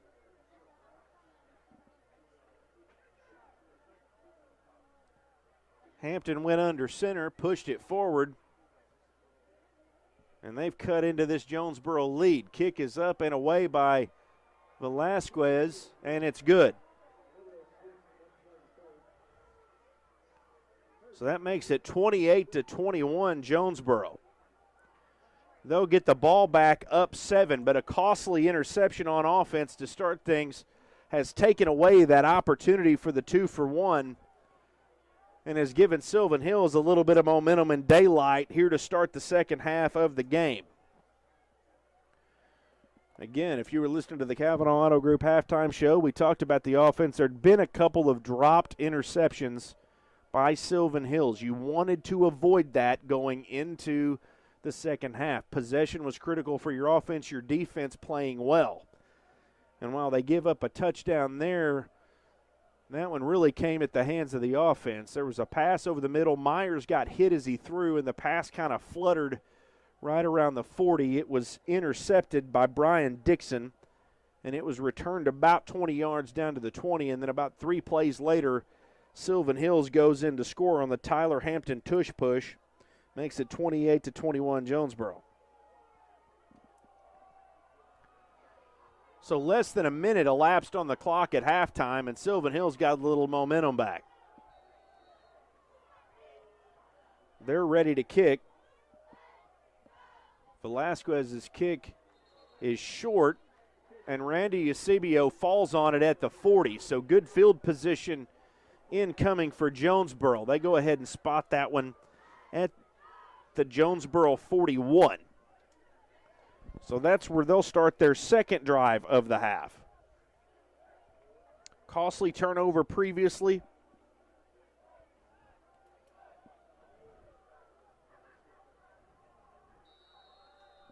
We'll see how they come out this time.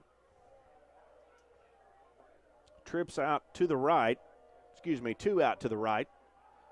Handoff goes to T.J. Brown. Brown gets up the middle and's got some room to run, and he picks up 15 yards. Crosses midfield. We're now into Bear territory. And that brings up a new set of downs for Jonesboro from the 44. Hands it to Brown again in the up-tempo. There's a flag that comes in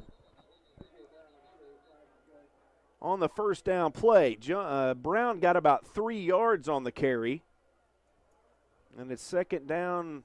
Should be second down at 7, but we'll see what the penalty is. It's a holding on Jonesboro. So it'll be a 10-yard spot foul. They'll replay the first down. 10:50 left to play in the third quarter. Jonesboro hanging on to a 28-21 lead after a quick answer in the third quarter from Silven Hills. Myers gets the play call. Jonesboro trips out to the right. It's first down and 20. After the holding penalty. It's the first penalty of the half for the Canes. Brown in the backfield, trips to the right. Myers drop backs the throw, fires over the middle, intended for Kamari Fisher. And the pass is incomplete. That pass was intended for Jamarius Jackson. Crowd wanted the pass interference penalty, but it looked like Jackson may have actually had a hold of the defender. Terry Ransom was the defender for Silven Hills, and those two were locked horns. The pass fell wide left and incomplete.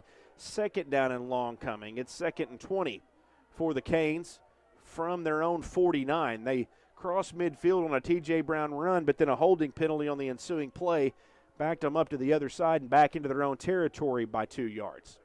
Here comes the second long play. Myers to pass, steps up into the pocket, met with pressure, and he's going to be sacked. Marcus Hurd and Ducey James put the pressure on Asa Myers, and he is sacked.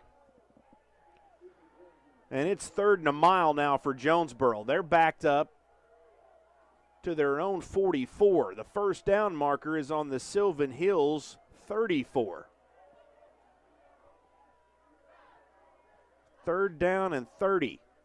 Myers fakes the handoff, fires right side to Fisher. Fisher breaks a tackle on the bubble screen, but is taken down from behind by a Silven Hills defender. The ball is on the ground. Silven Hills says they have it. We'll see what the call is. It's 3rd and long, should be 4th and long. The ball bounced out of bounds. So Jonesboro retains possession, but it's 4th down and eternity for them, and Alex Glomsky will come on to punt. That drive backed up 10 yards on a penalty and then a sack by Silven Hills, and Jonesboro's offense is reeling to start this 3rd quarter. Silven Hills has some momentum. Glomsky needs a good punt here. He's capable of it for sure. He had a good one in the first half to flip the field. Snap is good. Glomsky kicks it. It's an end-over-end kick that bounces at the 30 but takes a Silven Hills bounce back to the 32. So Jonesboro downs it. Silven Hills will start their next drive from their own 32 with a ton of momentum coming in. The half started with Jonesboro looking for a 2-for-1. They got a score before the half, took a 28-14 lead, but then the interception by Brian Dixon and Silven Hills gave great field position for their ensuing drive. Tyler Hampton scored to make it 28-21. They start their second drive of the half from their own 34-yard line. Here comes the first down play, 9:05 left to play in the 3rd. Hampton pitches it out left-hand side. He gains about 3 yards before he runs out of bounds, and it'll be 2nd down and 7. That's E.J. Ducky on the carry for Silven Hills. Ducky's going to stay in the backfield. Silven Hills goes trips to the right. Rapid pace for the Bears. Hampton fires out left-hand side. Pass is complete, met by a host of Jonesboro defenders and taken down. He gained about 4 yards. It'll be 3rd down and around 4 for Silven Hills. They really don't like to punt very much, but good coverage by the Jonesboro D stops them short on 3rd down. Hampton ready to go again. Hands the ball off to Ducky. Ducky finds a hole, rumbles ahead, but he's met by a host of Canes. Noah Wendell was there, as was Jalen Alexander, so the pair combined for a tackle. They're near the first down marker. And our referee signals first down. So a new set of downs for Silven Hills. 8 minutes left to play here in this 3rd. They're off and running again. It's an option. Pitch play. Left side to Ducky. Ducky tries to set the corner, but he's taken down. He gains 4 yards. 2nd down and 6. That's a short little option play, but a quick draw on the pitch for Hampton out to Ducky. And they give him a good spot. It's going to be 2nd down and 5. Hampton to pass again, fires left-hand side, pass in and out of the hands of the intended receiver, and it's incomplete. 3rd down and 5 coming.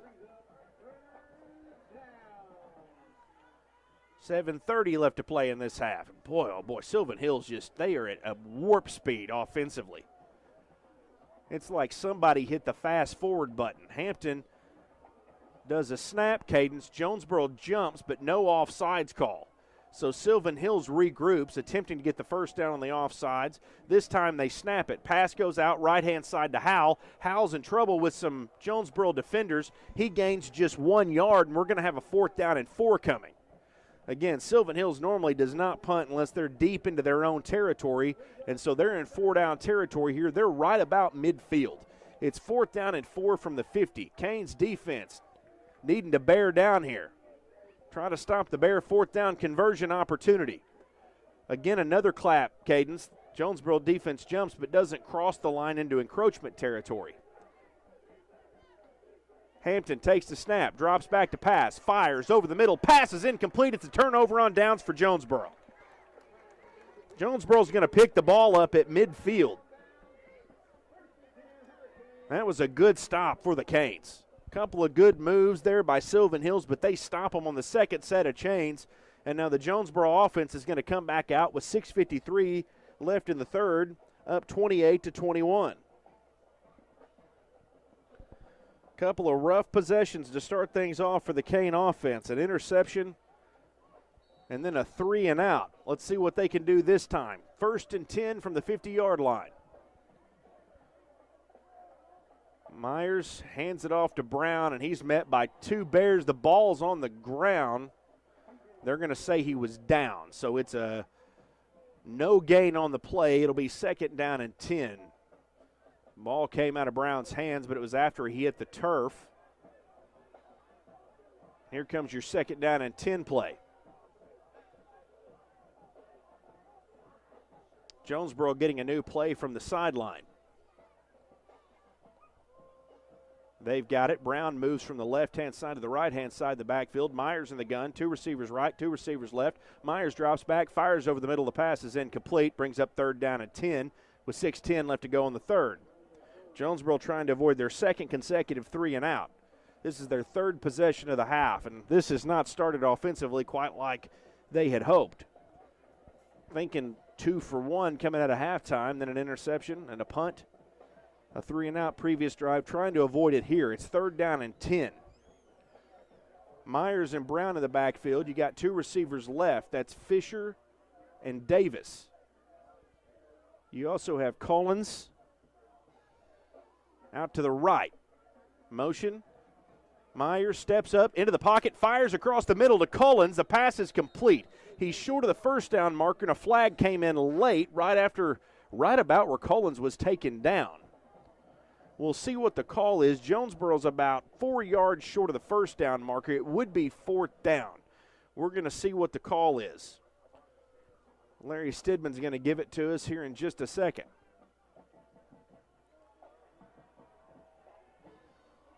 And Jonesboro really doesn't want this to be on them. They would like to have that yardage and contemplate going for it here, I would assume. Could be 4th down, and it's going to be on Jonesboro.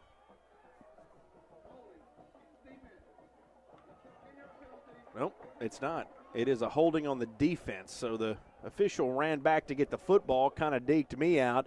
That is going to be a 5-yard penalty, so it's going to put Jonesboro.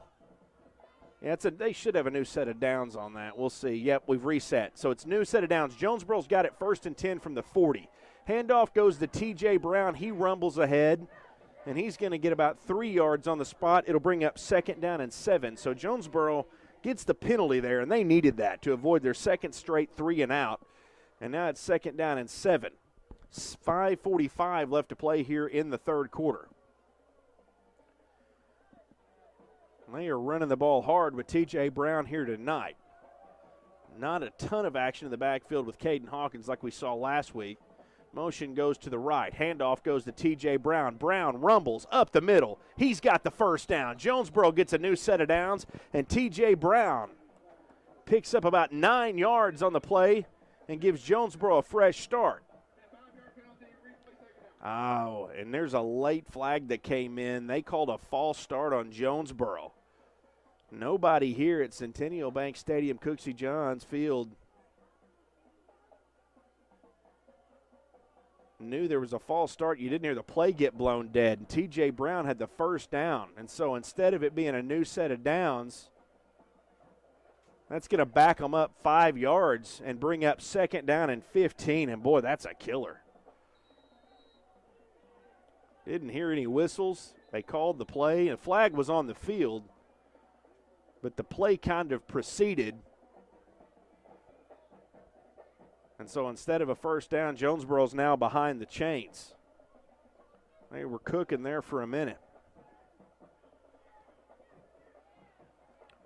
Caden Hawkins is now in the backfield for Jonesboro at running back. There's trip receivers out to the right.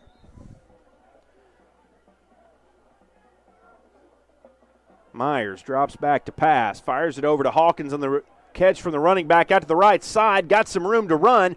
Nice gain for Caden Hawkins, and he takes him within about 3 yards of that 1st down marker, and it's going to be 3rd and 3 for Jonesboro.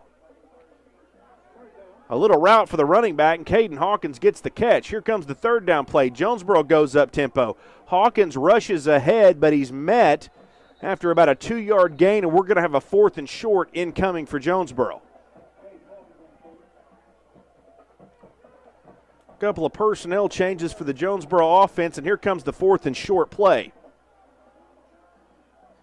Brown is back in at running back.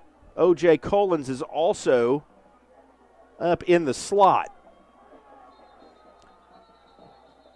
And we've got a whistle, and Jonesboro has taken a timeout. So Jonesboro takes a timeout on 4th and short. We're going to take it with them. You're listening to Jonesboro Hurricane Football on the EAB Sports Network.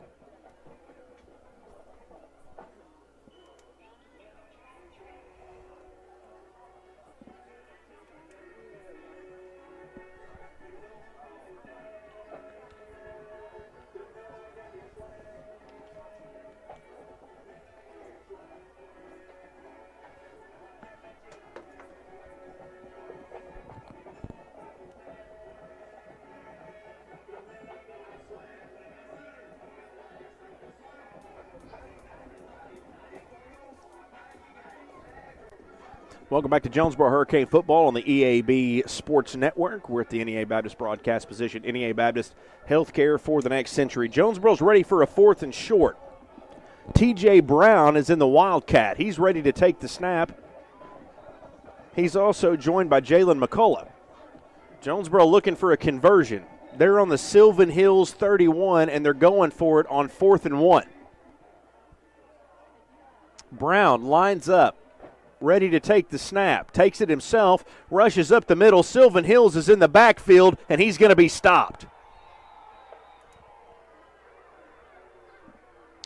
Jonesboro goes for it on 4th and 1. TJ Brown took the direct snap in the Wildcat, and Silven Hills gets the stop.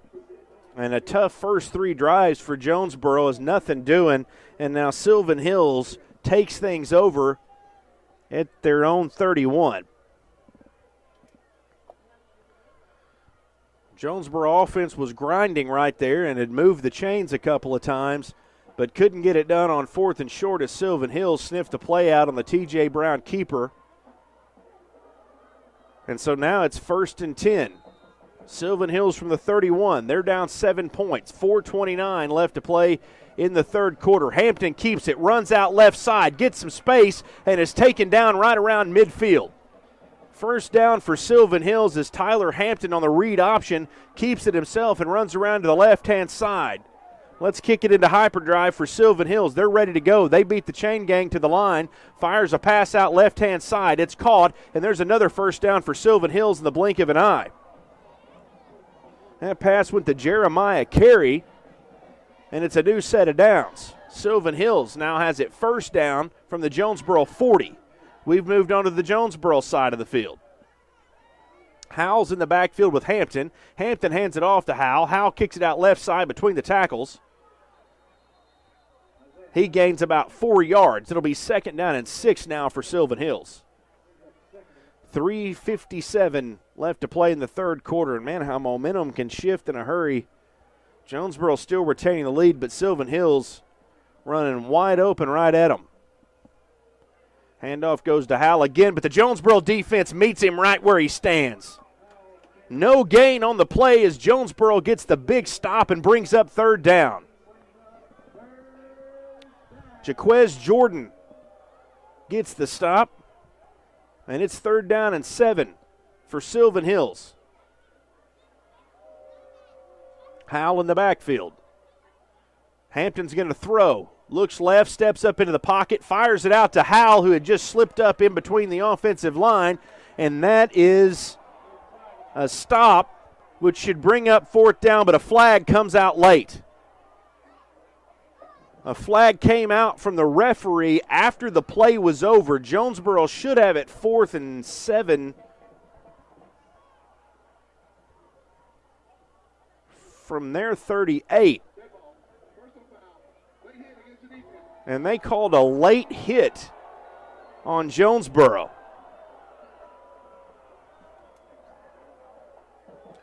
That is a huge and killer 15-yard penalty. Boy, and I don't know. They called a late hit out of bounds, and so now it's 1st and 10 from the 20. Jonesboro had them 4th down and 7 from the 35, and now it's 1st and 10 from the 20. Pass goes out left side from Howell. He leaps ahead and gains 7 yards, and it's going to be 2nd and 3 for Silven Hills from the 13. Boy, that late hit was tough. And it was close. It was really, really close. Hampton takes the snap, keeps it himself, bounces out left-hand side, moves ahead, gets about 2 yards. It's going to bring up 3rd down and 1 for Silven Hills from the 11.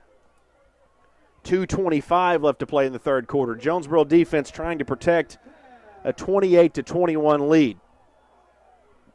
With 2:15 left to play here in this third quarter. Hampton takes the snap again, hands it off to Howell. Howell busts out left-hand side near the first down marker, and he's going to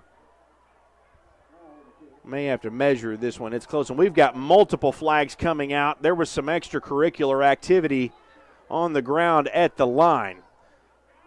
The carry by Howell was down near the first down marker, so it's either 4th and short or 1st and goal for Silven Hills. We'll see what it is. There were multiple flags that came out after the play was over,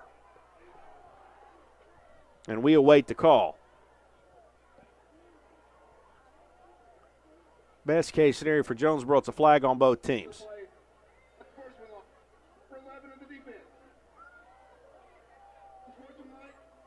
And there's an unsportsmanlike conduct on both sides. So those are offsetting penalties. I appreciate you giving me a second to get that call there. So unsportsmanlike on both teams. Those two offset each other. But the first down is Silven Hills. So they did get the first down on the previous play. So it's 1st and goal now from just inside of the 10-yard line. They're now knocking on the door looking to tie this game up down a touchdown. Hampton in the backfield with Isaiah Howell. Couple of receivers on each side for Hampton. They make some adjustments from the sideline. Got a new play. Snap is away. Hampton throws left-hand side. Pass is complete. Receiver dives towards the end zone, and Silven Hills scores.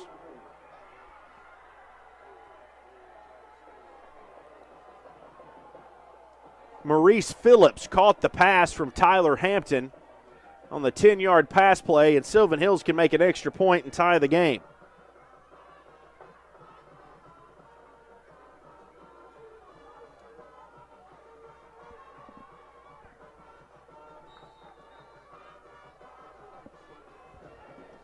Extra point is away. Jonesboro almost blocked it, but it's up and it's good. So we have a tie football game at 28.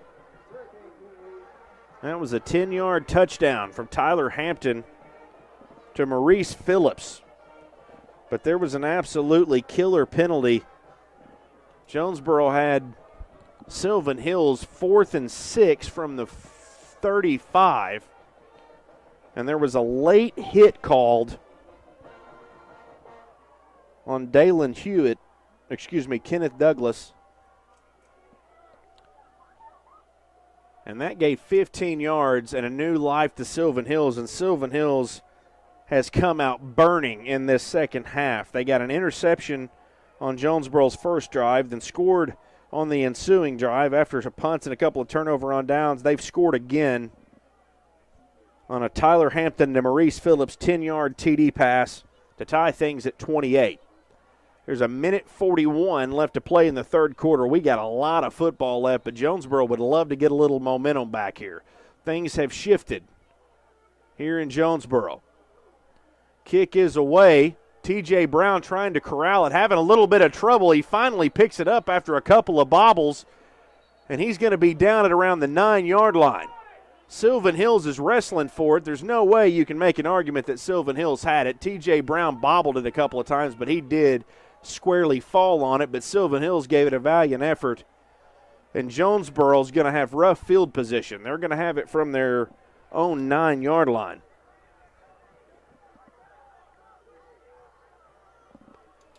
T.J. Brown took it. It kind of bounced over his head, took a weird bounce, and then as he tried to corral it, bobbled it a couple of times and finally just had to give up and fall on it. It was a wise play considering the circumstances to just keep possession of the football. The last thing you wanted was a turnover right there. So Jonesboro 1st and 10 from their 9-yard line. Minute 41 left to play in the third. Myers pass out right side to Fisher. Fisher trying to find some room, and he's going to be stopped behind the line. It was a mountain screen out to the right-hand side, and There was absolutely no room for Kamari Fisher to catch that pass. And second down is incoming for Jonesboro. It's going to be second and probably around 14 yards for the Canes from their 6-yard line. Fisher's going to come off the field. Looks like he may be having a little bit of a helmet issue, so he comes off the field for this next play. Luke Drum comes in for Jonesboro. Minute 15 left. We're tied up at 28. These two teams are tied in the 6A East Conference standings. Benton's beating Little Rock Catholic pretty steadily, so they're probably going to keep pace. One of these two teams will be tied at the end of the night. Jonesboro had a 28-14 lead coming into halftime, and Silven Hills has come out strong here in the second half. Minute left to play in the third. Myers drops back to pass from his own end zone. Passes over the top. He's got a man open, and it's complete. We've crossed midfield, folks, as Jamarius Jackson got a couple of steps on the defensive back from Silven Hills, and Asa Myers hits him. A 50-yard completion between Asa Myers and Jamarius Jackson. Jonesboro gets fired up, gets a sideline warning. But irregardless of that, they've now got the ball on the Silven Hills 43.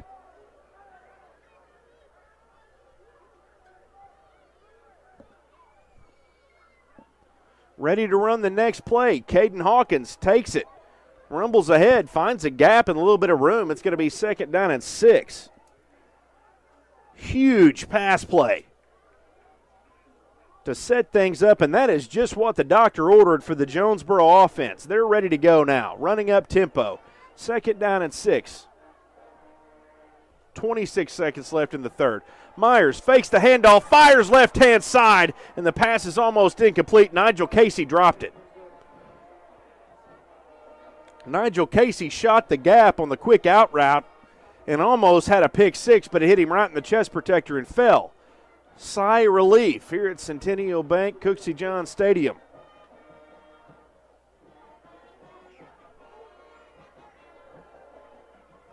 Third down and 6 incoming.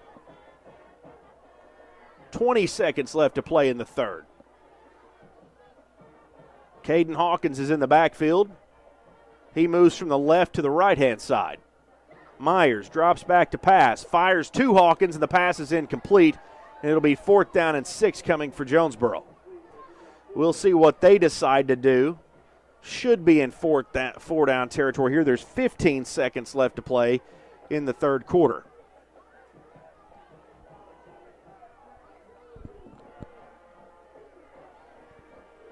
And Jonesboro's going for it. Fourth down and 6. From the Silven Hills 39. Jonesboro gets a new play call. Hawkins shifts left to right, trips out to the left. Myers takes the snap, drops back, looks to fire, steps up, avoids a sack, rolls out right-hand side. Flag comes in, and the pass is intercepted.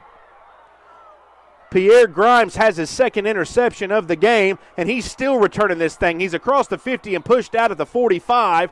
There's a flag down on the play, but it's in the vicinity of the hold. We'll check the flag, but at this point, it would appear that ball was intercepted by Silven Hills and brought all the way back around the Jonesboro 45.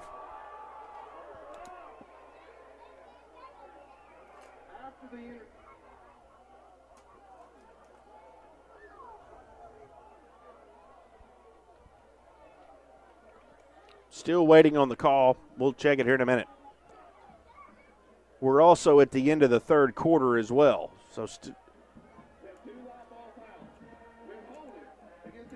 two live ball fouls. There's a holding against the offense, and then there's a defensive pass interference. Those two penalties offset. So it's going to be fourth down. So the interception is negated. And a collective sigh of relief here at Cooksey John Stadium. Jonesboro will replay the fourth down play. Pierre Grimes had the interception, and we've got a unsportsmanlike penalty coming out against the Silven Hills sideline, and folks, that's huge. I can't tell which coach. I'm not going to speculate because we're too far away, but a coach from the Silven Hills sideline, and I don't think it was Mark Kelly, went absolutely ballistic, had to be pushed back to the sideline by the players, and I think we've got an unsportsmanlike that should give Jonesboro the first down. Man, and that is wild if that happened.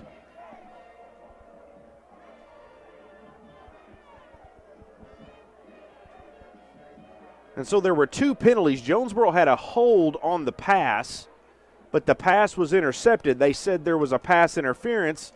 There were two offsetting penalties was the call, which would mean that we would replay the previous down.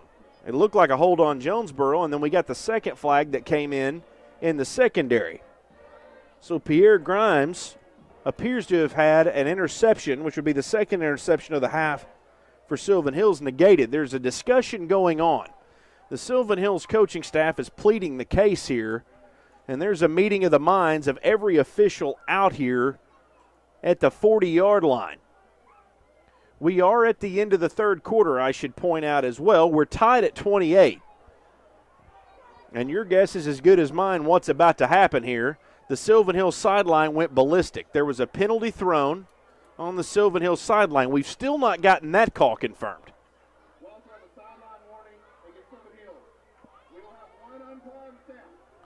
Okay, so they ended up calling that a sideline warning against Silven Hills. We're going to have an untimed down because of the two penalties.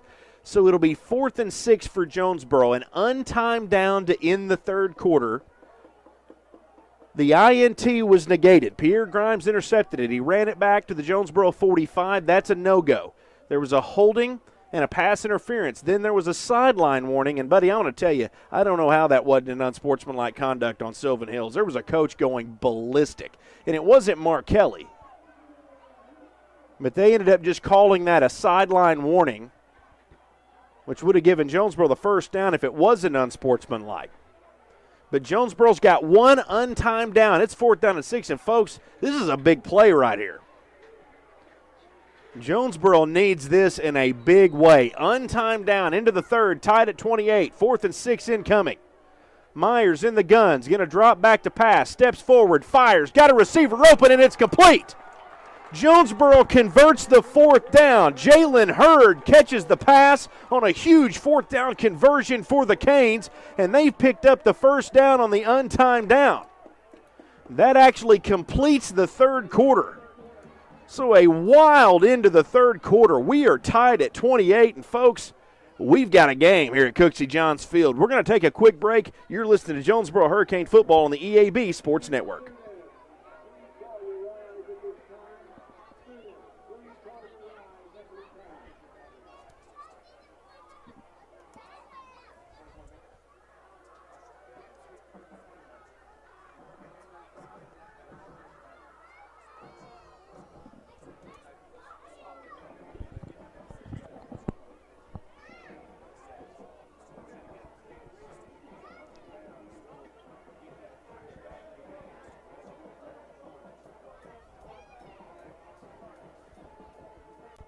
Welcome back to Jonesboro Hurricane Football on the EAB Sports Network from the NEA Baptist broadcast position. NEA Baptist Healthcare for the next century. And I cannot describe to you how wild the end of that third quarter was. Jonesboro ended up with an untimed down after two offsetting penalties, and they ended up converting 4th and 6. They are now squarely into Silven Hills territory. They've got the football on the 24-yard line, 1st and 10. We are tied up at 28, starting the fourth quarter. Boy, this is a good football game.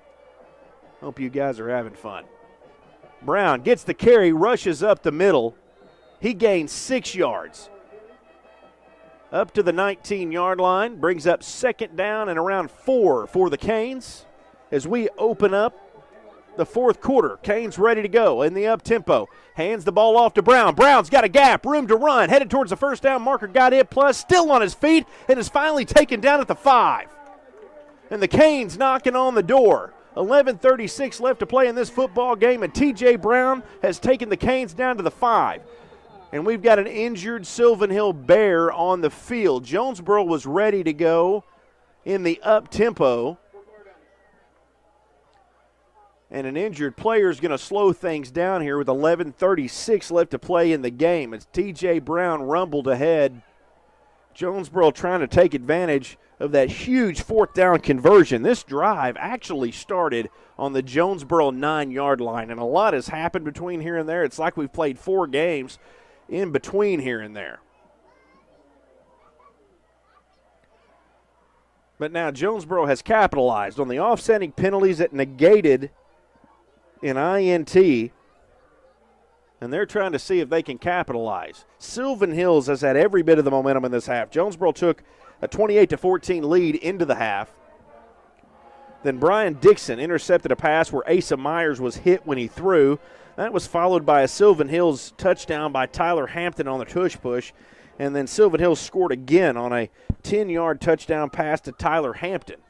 Now Jonesboro's got the ball. First and goal from the 6. Snap, hands it off to Brown. Brown rushes ahead, pushes forward, and he's down around the 2-yard line. So second and goal from the 2 for Jonesboro. Jonesboro's going to hurry up. Repeats the formation, hands it off to Brown, and Brown is hit in the backfield by 3 Silven Hills Bears who penetrated the line, and it's going to be third down, and he's backed up to the 4. So third and goal now from the 4. Jonesboro went hurry up, handed it to T.J. Brown. And here we go again. And Silven Hills has jumped off sides. We're going to have an encroachment on Silven Hills.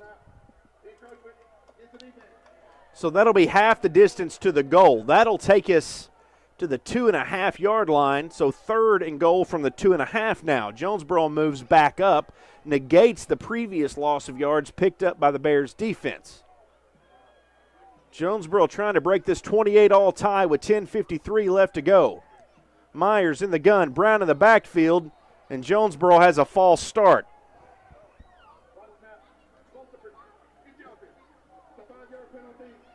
2 penalties without a snap being run, and that backs Jonesboro up to the 7-yard line. So they're now third and goal from the 7. Had a lost yardage rushing play by T.J. Brown, then an encroachment by Silven Hills put them back on the 2, and now they're back squarely up to the 7. So third and goal from the 7 with 10:30 left to play in this football game. Myers and Brown in the backfield. Trip receivers out to the left for Jonesboro. Myers to throw, looking left. It's a pass into the corner. It's up and it's caught. Touchdown Canes. Asa Myers sent one to the roof to Kamari Fisher, and Jonesboro's taking the lead.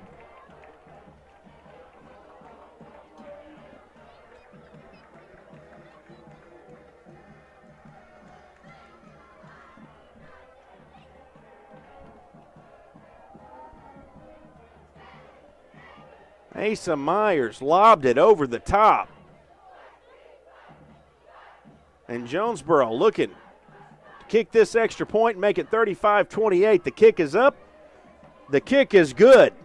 And so Jonesboro, on a wild drive, has made it 32-28. And folks, however the outcome of this game is, something tells me we're going to be talking about that drive right there. That was wild. That drive started on the Jonesboro 9. There was a 50-yard pass play to Jamarius Jackson from Asa Myers. Then there was a huge fourth down conversion after a couple of penalties negated an interception, and Jonesboro drives down and gets a 7-yard pass play to make it 35-28. Asa Myers lobbed one to the back pylon and completed the pass to make it 35-28.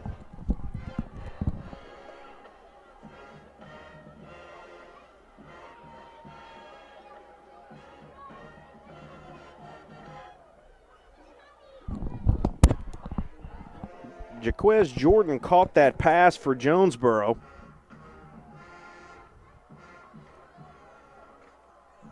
And, man, that's a huge play. The Jonesboro offense had been reeling up until that point.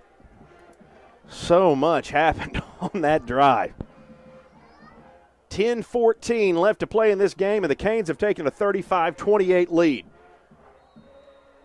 Glomsky's ready to kick off once again. Silven Hills back ready to receive. They've had a couple of threatening returns. They returned one for a touchdown to start the game. Glomsky's kick is away. It's headed towards the left-hand side. Tyler Blakely takes it. He fields it. He's cutting all the way across the field at the 30, across the 35, headed to the 40. He's near midfield now before he's finally taken out of bounds.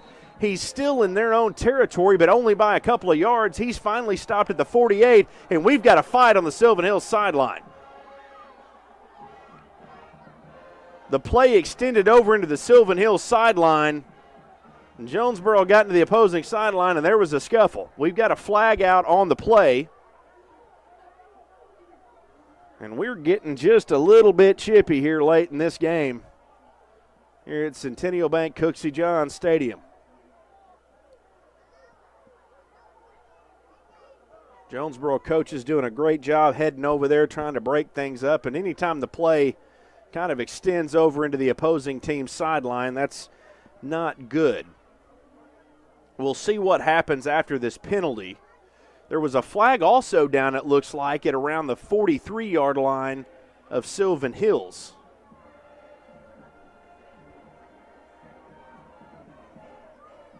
.05 left to play. Jonesboro protecting a 35-28 lead. Waiting on Larry Stidman to make a call here for us and let us know what these flags were. We're pretty sure there was something happened on the sideline, but there may be something else. There's a holding on Silven Hills. And so that's all we're going to have. So they're not going to call anything on the scuffle on the Silven Hills sideline. As again, that play extended over. There was a scuffle. We got everybody separated. But that is a 10-yard penalty, and that will back Silven Hills up to start their drive. They're going to start at the 33, their own 33.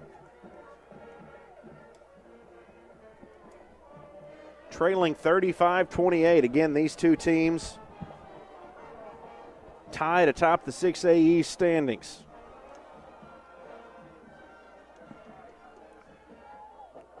Look to check on a score for you. Benton was squarely ahead of Little Rock Catholic at last checked. So it looks like they're going to maintain pace. Yeah, Benton's up 63-0, so they're going to win that football game. So the winner of this game is going to be tied with them, keeping in mind that there's no head-to-heads after this at this point.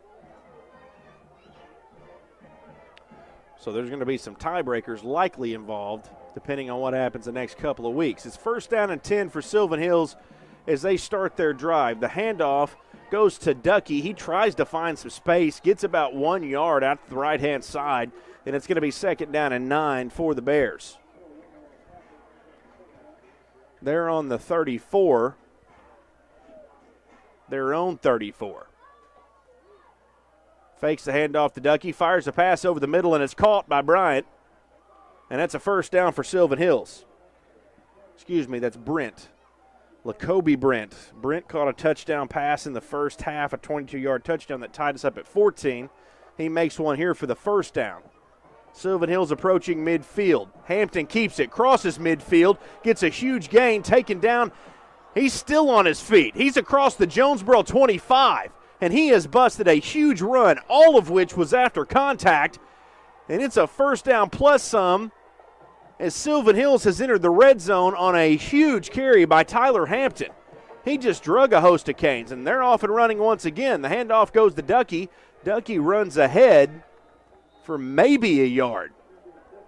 The chain gang hadn't even caught up yet when Silven Hills ran their next play. There's a flag down after the play. It should be second down for Silven Hills. And there's an unsportsmanlike conduct penalty on Jonesboro. That's a new set of downs, and that's going to be half the distance to the goal. So it should make it first and goal for Silven Hills. The ball's now going to be spotted on the Silven Hills 8. And just like that, Silven Hills is knocking on the door. A Tyler Hampton large carry where he carried all the Canes with him down the field, and then an unsportsmanlike conduct penalty on the Jonesboro defense.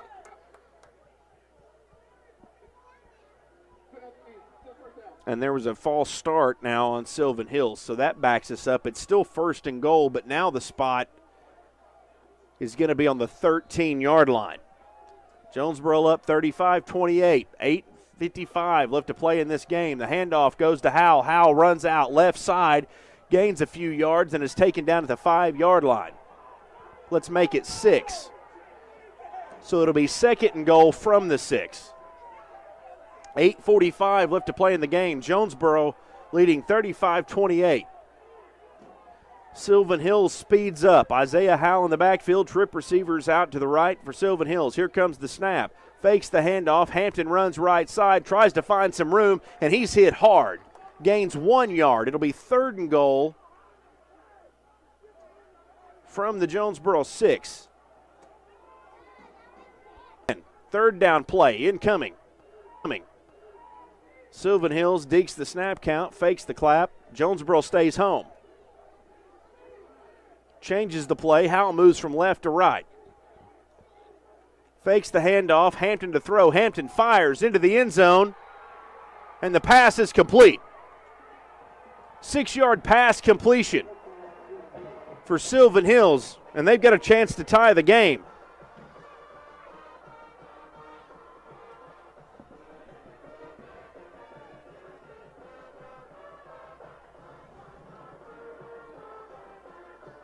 He hit Pierre Grimes in the end zone. Grimes had a Jonesboro defender all over him, but he put his back between him and the football and scored.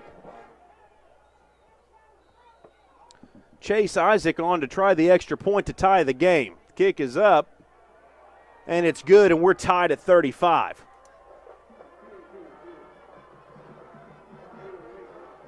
So this game is tied up at 35. Jonesboro finally got something going on offense. Then a huge run by Tyler Hampton drugged the entire defense with him down the field.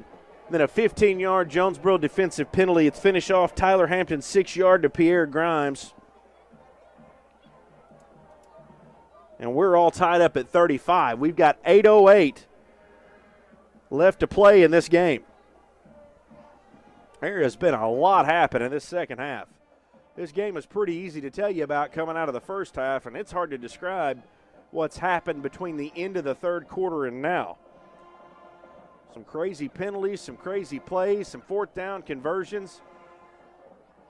And we are knotted up at 35. And we got us a good one here in Jonesboro. Velasquez to kick away for Silven Hills. Kick is short. It bounces at the 40, rolls back, finally picked up by the Canes at the 30, trying to find some room to run. Runs out to the right-hand side, finally taken down at the Jonesboro 35. So that's where the next drive will start for Jonesboro. Jalen Hurd received the kick, caught it at the 30, brings it to the 35, gains 5 yards, and Jonesboro will start 1st and 10 from their own 35.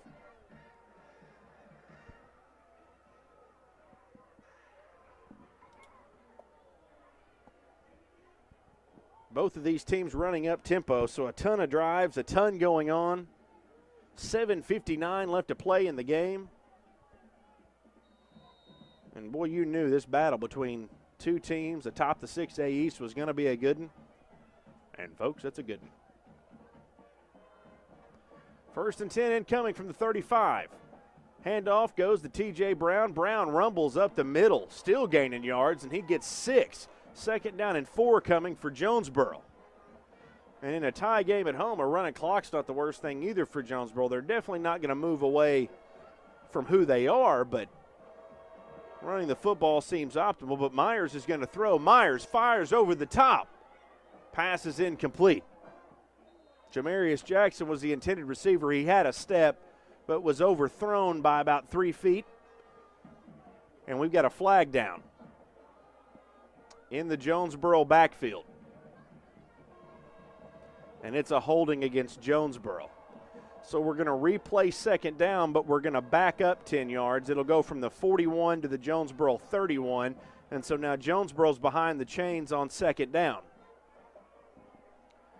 Pretty clean first half for both teams, but a ton of penalties in the second half and some penalty woes have returned for Jonesboro. It's second down and 14 for the Canes. Brown takes the handoff, runs around, got some room to the right side, 45-50 across midfield. He's up the sideline, 30, 25, 20, and pushed out of bounds to 15, and T.J. Brown has flipped the field. T.J. Brown breaks off a big run up the sideline, and Jonesboro's in business. 7:22 left to play in this game, tied at 35, and here come the Canes. Snap away from the Jonesboro 20. It goes to T.J. Brown, and he's knocked down right there. So it'll be second down and around 9 from the Jonesboro 15-yard line. And T.J. Brown broke it off and took off down the sideline.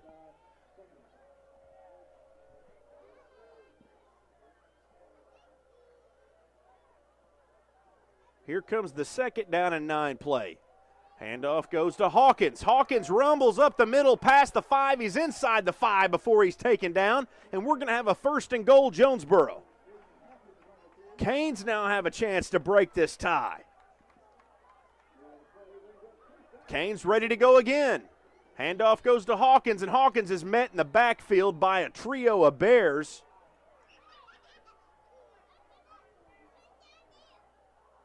And it's second down and goal from around the 7. Clock running, 6:22 left to play, tied at 35. A spot atop the 6A East standings on the line here in Jonesboro. Motion goes right to left, that's Collins. Handoff goes to Hawkins. Hawkins bounces right-hand sides, tackled by the feet, but he gets down to the 1-yard line. So it's third and goal from about the 1-yard line as Caden Hawkins ran up, almost had the touchdown, but was tackled by the feet. So we got third and goal from the 1 coming up. Tie ball game. Huge play coming up here in this one. Feel like I've said that several times in this second half.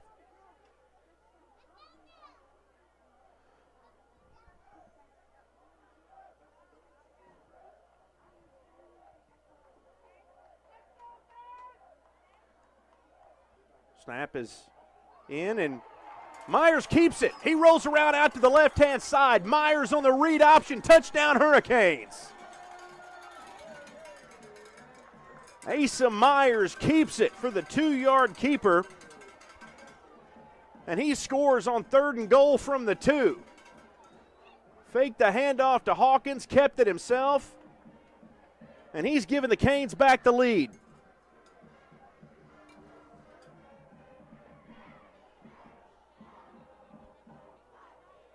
That's Myers' second touchdown of the game, both of which were quarterback keepers. Here's the extra point. The kick is up, and it's good. So Jonesboro now leads it 42-35. Couple of tie games, and this third quarter is going wild. We're going to take a quick break. You're listening to Jonesboro Hurricane Football on the EAB Sports Network.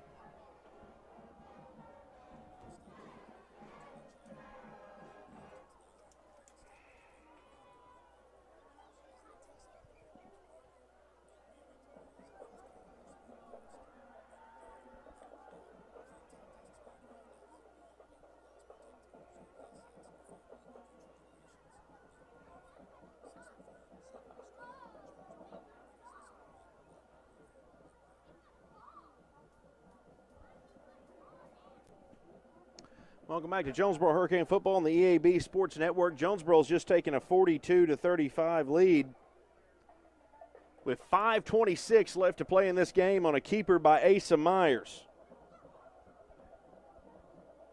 Myers has 2 TDs. T.J. Brown has 3.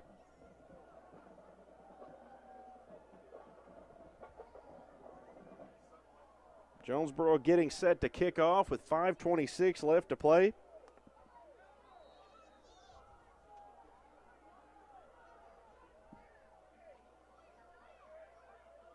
And here comes the kick from Glomsky. Kickoff's been interesting tonight. Glomsky boots a booming kick away, and it's going to bounce and go through the Hurricane end zone for a touchback. So Silven Hills will start their next drive from their own 25 on a good kick by Glomsky.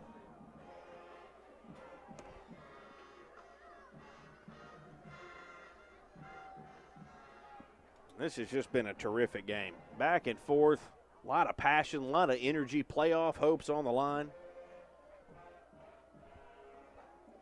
Been an overall good football game, and this one not over yet. 5:26 left to play in the game. Jonesboro leads 42-35. Silven Hills taking over on their 20.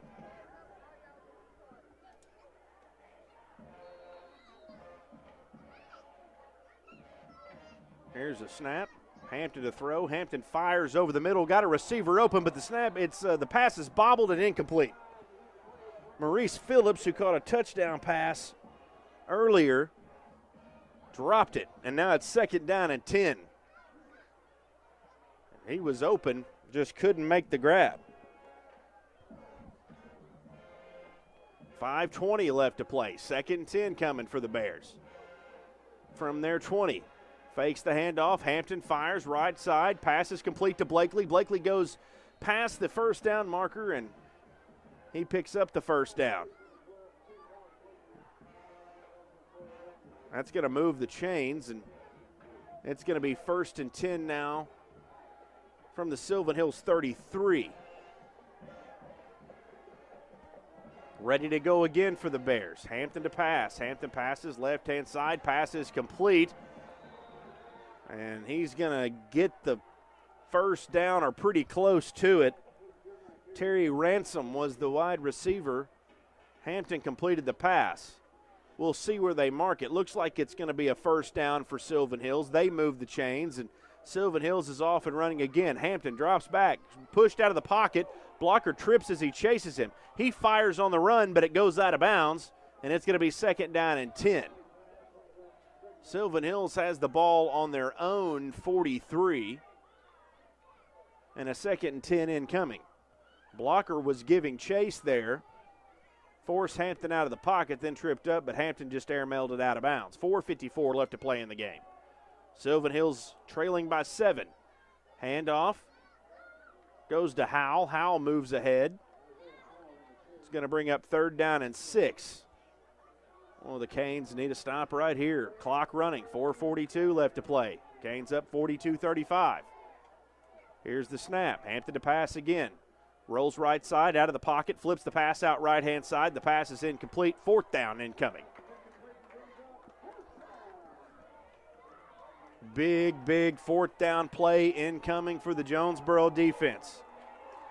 Canes fans come to their feet. 4th and 6, 4:31 left to play in the game. Canes up 7. Can they force a big turnover on downs? The play changes. Silven Hills is going to go empty backfield. Howell moves out in motion out to the left-hand side. 4th and 6, incoming. Hampton looks to pass, fires over the middle. The pass is incomplete for a first down for Silven Hills. And Grimes is still on his feet. And it's a 15-yard pass completion for Silven Hills. Brings up a new set of downs as Silven Hills converts a huge 4th down. They're now into Cane territory. They're at the Jonesboro 41. 1st down and 10. Next play incoming. Hampton fires right side on the screen pass. It's going to pick up about 5 yards on the completion to Nigel Casey.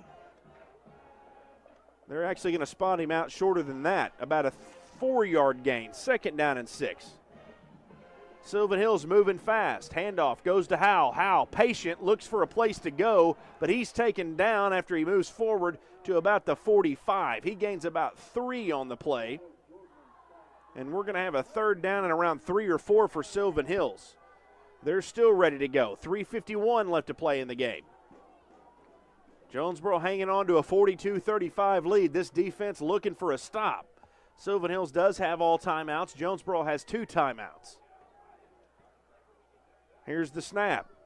Hands the ball off to Howell. Howell rumbles up the middle, picks up the first down plus, and he's past the 30 at the Jonesboro 29. 1st down and 10 coming for the Bears. Clock stops as the chain moves.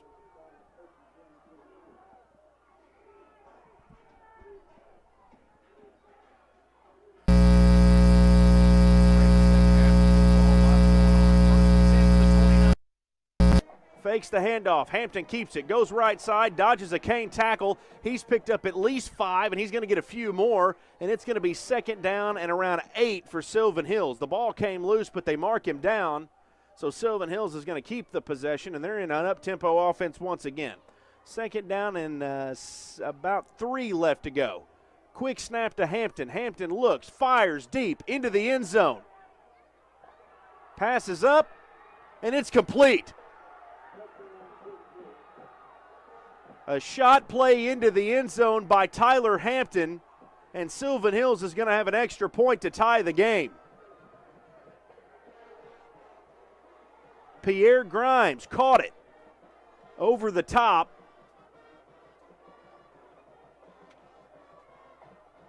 And that's a huge touchdown for Silven Hills with 2:45 left to play. It's 42-41 with an extra point incoming for Silven Hills.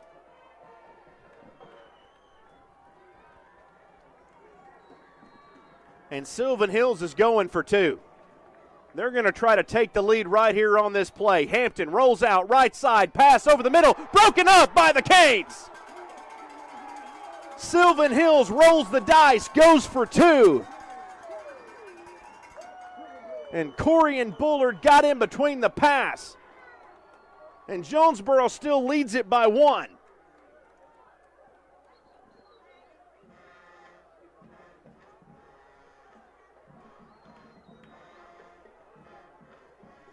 And boy, this crowd at Cooksey John Fields loves it. So it's 42-41, 2:45 left to play in this game. Silven Hills does have all 3 timeouts. This game far from over, but Jonesboro absolutely had to have that stop right there. Silven Hills decided they were going to go for the dagger. Hampton rolled out to the right-hand side, looked for a receiver over the central part of the end zone, and Corian Bullard broke it up. Velasquez with the onside kick. It's bouncing, it's on the ground, and Silven Hills has it. Unbelievable. Silven Hills with the onside kick, and they recover it at the Jonesboro 45.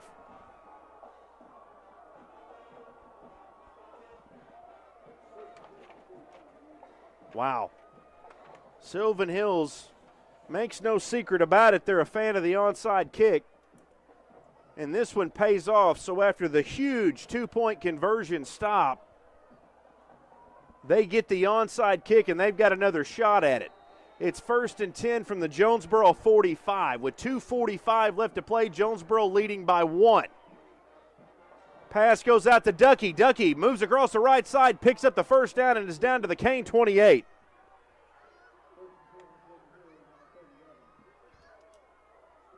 New set of downs coming. 2:37 left to play. Jonesboro up 42-41, but Silven Hills moving after recovering the onside kick. They're at the Jonesboro 29. Jonesboro defense trying to get a stop. In a wild second half here in Jonesboro. Handoff goes to Ducky, but he is chased down. The ball's on the ground. The football is on the ground. The question is who recovered it. Ducky fumbled it. And there is a flag down in the backfield, and the fumble was recovered by Silven Hills, and my goodness, that was close. Ducky put it on the ground, and there's a penalty in the backfield.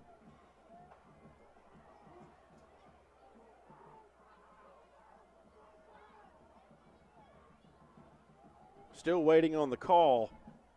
Oh, and that could have gone Jonesboro's way, and it just didn't. That's a face mask on Jonesboro, and that's tough. That is killer right there. So not only does the fumble not go Jonesboro's way, they get called for a face mask.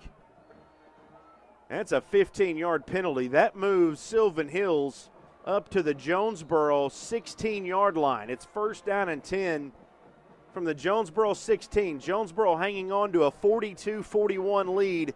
2 minutes left in this game. And all of a sudden, Silven Hills is slowed down to a crawl as time has become their friend here in the red zone. Handoff goes to Howell. It's a misdirection counter. He moves past the 10 into the 9. Jonesboro stops him, but he gains about 7 yards on that play. It's second down and 3 from the Jonesboro 9. Minute 35 left to play, and all of a sudden, this warp speed offense of Silven Hills is smelling the fact that if they could get a score here with little time on the clock, they've got all their timeouts. They're in field goal range as well.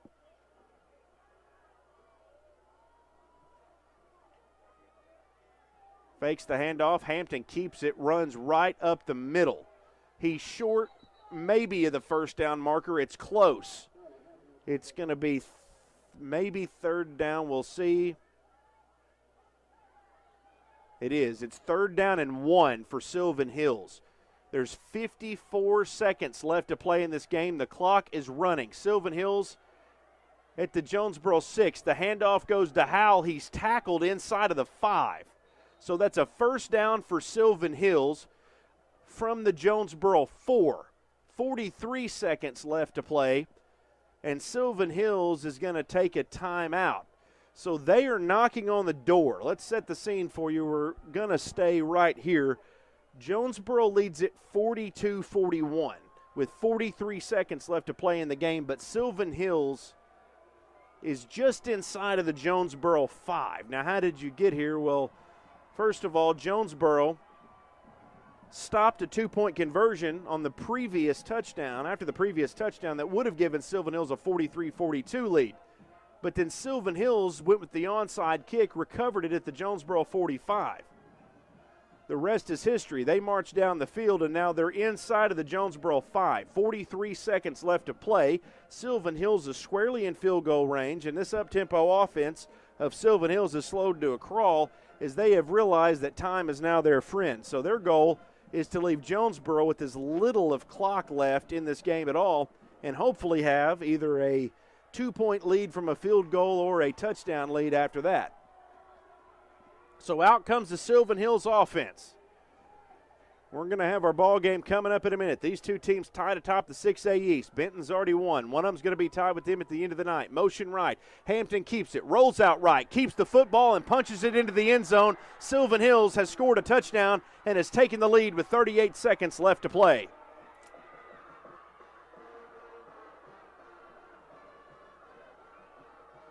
Tyler Hampton with the 6-yard keeper. And with 38 seconds left to play, they have a 5-point lead. They're going to go for 2. They went for 2 in the previous possession to go 1 down, but then got the onside kick and have marched down and scored. And a gut check for the Canes here late.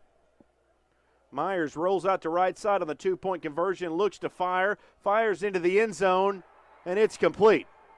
So the 2-point conversion is good. And it's a full 7-point lead now for Silven Hills with 38 seconds left to play. Jonesboro led 28-14 at the half, and so much has taken place, but it was a rough start for the offense for Jonesboro. And Silven Hills has gone off here in the second half, and some things have gone their way. They've gotten a few breaks, and they've capitalized on it. And Jonesboro's down 7, 49-42 with 38 left to play in this football game. It was a great defensive first half, but the explosive offense of Silven Hills has come alive. What a second half it's been. Jonesboro has some time. They've got 1 timeout left. Silven Hills has all 3. Velasquez to kick for Silven Hills. It's up, it's short. Hits at the 35 and goes out of bounds. So the free kick out of bounds will back Silven Hills up.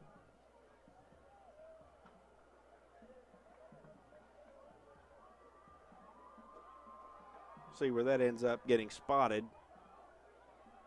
Should be either a re-kick or so it'll be 35-yard line for Jonesboro. So Jonesboro starts at the Silven Hills 35. There's 38 seconds left to play. Jonesboro with one timeout.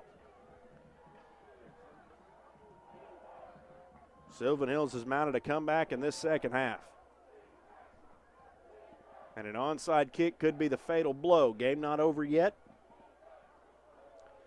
Again, 38 seconds. Jonesboro down 49-42. Here comes the first down play from the Silven Hills 35. Myers drop back to pass. Pressure comes, and Myers is sacked. Cameron Johnson got into the backfield, sacked Myers. Jonesboro going to have to take their final timeout with 31 seconds left to play. So Jonesboro now has no timeouts left, and it's going to be first down and right around 20 from the Jonesboro 24-yard line. So they're in desperation mode now. Benton has defeated Little Rock Catholic, so they remain atop the 5A East standings at 4-1. The winner of this game will stay atop the standings with them. So second down and 20 with 31 seconds left. Jonesboro no timeouts, down 7. Myers is in the gun. Brown in the backfield. 2 receivers out right. Myers looks to pass, throws it out to Fisher out right-hand side. He catches it at the 30, scoots out of bounds at around the 30. And so it's going to be third down and about 15 for Jonesboro. 27 seconds left. The clock stopped because of the out of bounds. Jonesboro's ready to go again. They get a change of play from the sideline.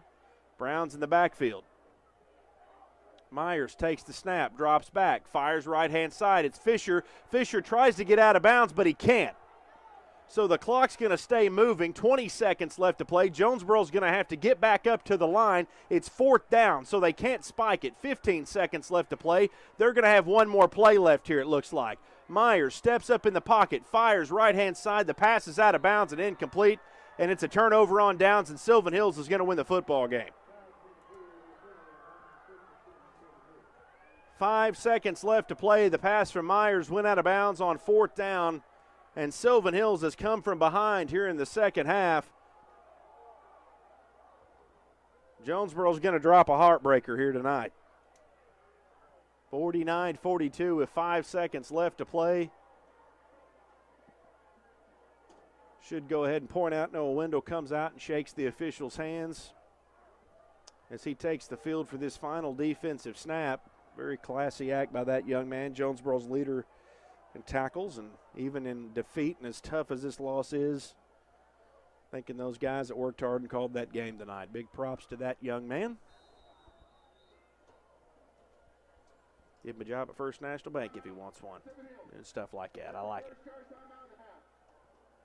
Silven Hills goes ahead and takes a timeout to avoid a delay of game. Again, 5 seconds left to play, so they can take a knee here. Jonesboro has no timeouts.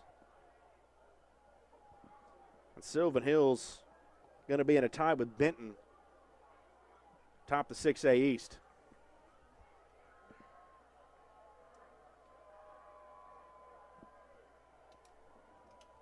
Victory formation for Silven Hills. Hampton's going to go under center.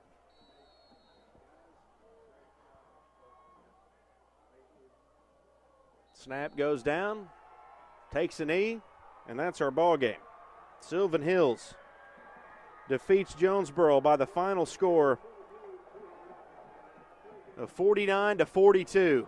Silven Hills sideline erupts. Jonesboro sideline's quiet, and that's a heartbreaker, folks, here at Centennial Bank, Cooksey Johns Field. Jonesboro took a lead into halftime. And then a wild turn of events late in this game, including an onside kick late, gives Silven Hills the 49-42 lead. We're going to get you America's Navy postgame show coming up right after the break. You're listening to Jonesboro Hurricane Football on the EAB Sports Network.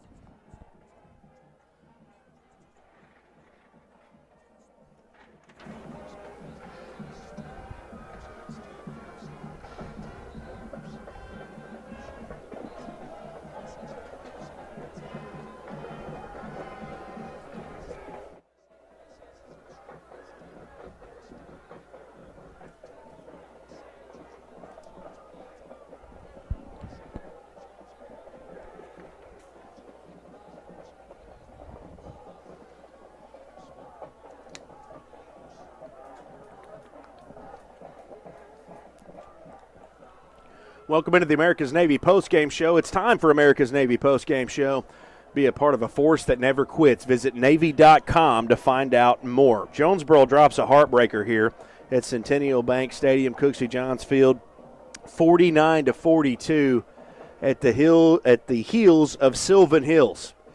These two teams came in part of a three-way tie between Benton, Jonesboro, and Silven Hills. And the tiebreaker in this game goes to Silven Hills. They moved to 4-2 in conference play. Benton defeated Little Rock Catholic tonight to go to 4-1. Jonesboro falls to 3-2, and they'll kind of go back into that 3 or 4 slot depending on what happened with that El Dorado game. And this was a wild game. So first of all, I'll kind of give you a brief overview of where we went kind of from here. But first of all, the game opened up on a 75-yard kickoff return by Tyler Blakely to make it 7-0. Scoring kind of went back and forth right there, but Jonesboro got a couple of quick touchdowns to end the second half. It ended up being a T.J. Brown touchdown to make it 21-14, and then T.J. Brown scored again to make it 28-14. That was part of 2 touchdowns for T.J. Brown tonight. And Jonesboro took a 28-14 lead into the half and had a chance to go 2 for 1. They got the ball back after halftime, but then the offense gave up an interception. Asa Myers was hit on a pass, and it was intercepted by Brian Dixon. He ran it back to the 20. Tyler Hampton scored. Jonesboro still led 28-21 at that point. Then later on, after a couple of punts and turnovers on down, Silven Hills got the ball back. Tyler Hampton passed it 10 yards to Maurice Phillips to tie the game at 28-28. Jonesboro had a little bit of trouble with the ensuing kickoff from that one and got the ball on their own 9, but they drove all the way down 91 yards for pay dirt, and it ended up being 35-28. There was a lot that happened on that. Jonesboro converted a big 4th down. There was a 50-yard pass play to Jamarius Jackson. Jonesboro ends up scoring. They take the lead. But on the next possession, Silven Hills tied things up on a Tyler Hampton 6-yard pass to Pierre Grimes. That tied things up at 35. But Jonesboro answered right back. They drove all the way down. Asa Myers scored on the keeper, part of 2 rushing touchdowns for him. He also had 1 passing touchdown, and that made it 42-35. Then the next possession, Silven Hills goes back down and scores. Hampton hit Pierre Grimes again, but they went for 2. Jonesboro was up 42-41. Silven Hills goes in for the kill, and the 2-point conversion was no good, and it stayed 42-41 Jonesboro. But on the ensuing kickoff, Silven Hills went for the onside kick, and they got it. They got it on the Jonesboro 45. They followed that up with a Hampton 6-yard keeper. The 2-point conversion was good. It was 49-42, and that was our final score as Jonesboro could not complete the desperation heave at the horn, and it ended up being 49-42 Jonesboro. You're listening to the America's Navy postgame show here on the EAB Sports Network. When we come back, we're going to name our JOSM player of the game, and then we'll get you out of here and get you to the scoreboard show. You're listening to Jonesboro Hurricane Football on the EAB Sports Network.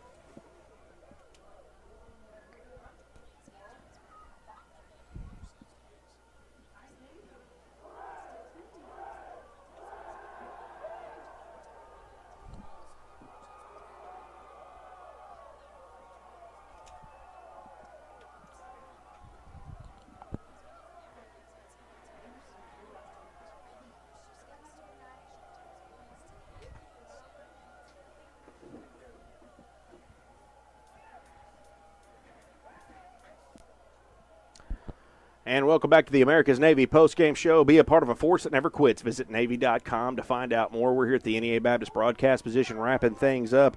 Jonesboro drops a heartbreaker 49-42 to Silven Hills. And man, again, it really came down to this. Jonesboro had the lead, and they stopped the two-point conversion. They were still up one, but an onside kick from Silven Hills. They got it at their own 45. They drove down and scored. Ended up being 49-42. We're going to name our JOSM Player of the Game. The Player of the Game is brought to you by Jonesboro Orthopedics and Sports Medicine, getting you back in the game for more than 40 years. And to be honest, you could go a ton of different directions for this. Asa Myers had a couple of rushing touchdowns and a passing touchdown. T.J. Brown had 2 touchdowns. And again, you could go somebody from Silven Hills, but this is the Jonesboro broadcast, guys. We're going to go with the Jonesboro guy. I'm going to tell you something I saw at the end of this game, and I'm just going to go ahead and do this. And again, I may have broken all the JOSM Player of the Game rules here, but I'm going to go with Noah Wendell.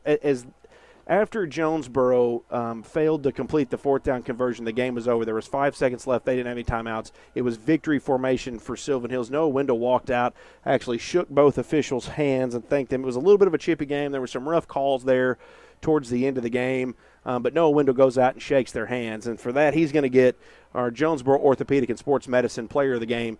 And again, that's brought to you by JOSM, getting you back in the game for more than 40 years. And again, looking at this was a game where teams were tied atop the 6A East. Silven Hills, Benton, and Jonesboro all at 3-1 coming into the game. Silven Hills wins the game. They stay at 4-1. Benton defeated Little Rock Catholic. They stay at 4-1. Jonesboro falls to 3-2. Looking ahead at the schedule, we have Jonesboro will make a long trip next week. And again, you really wanted to get this game because this is a tough road trip coming up next week. So 3 tough games. Marion, this game against Silven Hills, and then they take a long road trip on Halloween to go to El Dorado. They come back here to Jonesboro to face West Memphis on senior night on November 7th. Silven Hills has Sheridan on October 31st on Halloween at home. Then they travel to Little Rock Catholic on November 7th. So Jonesboro drops this one 49-42, and they are now sitting around the tied for 3rd position in this 6A East Conference standings on a heartbreaker here tonight. I have been in for Bud Stropel here tonight. Again, are you guys wondering where he's at? He had an open heart surgery this morning. Again, all indications are he is doing well. He is recovering well. We ask for your thoughts and prayers for him. He will be back to your broadcast soon, and I hope that's sooner rather than later because he does love you guys, and he loves Jonesboro Hurricane Athletics, and he'll be broadcasting here for years to come. And again, we wish him a speedy recovery and thank him for everything that he does. This has been the America's Navy postgame show.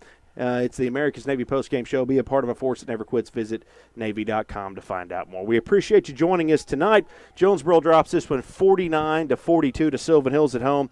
You've been listening to Jonesboro Hurricane Football on the EAB Sports Network. I'm Blake Gwynn saying so long. Until next time. Good night.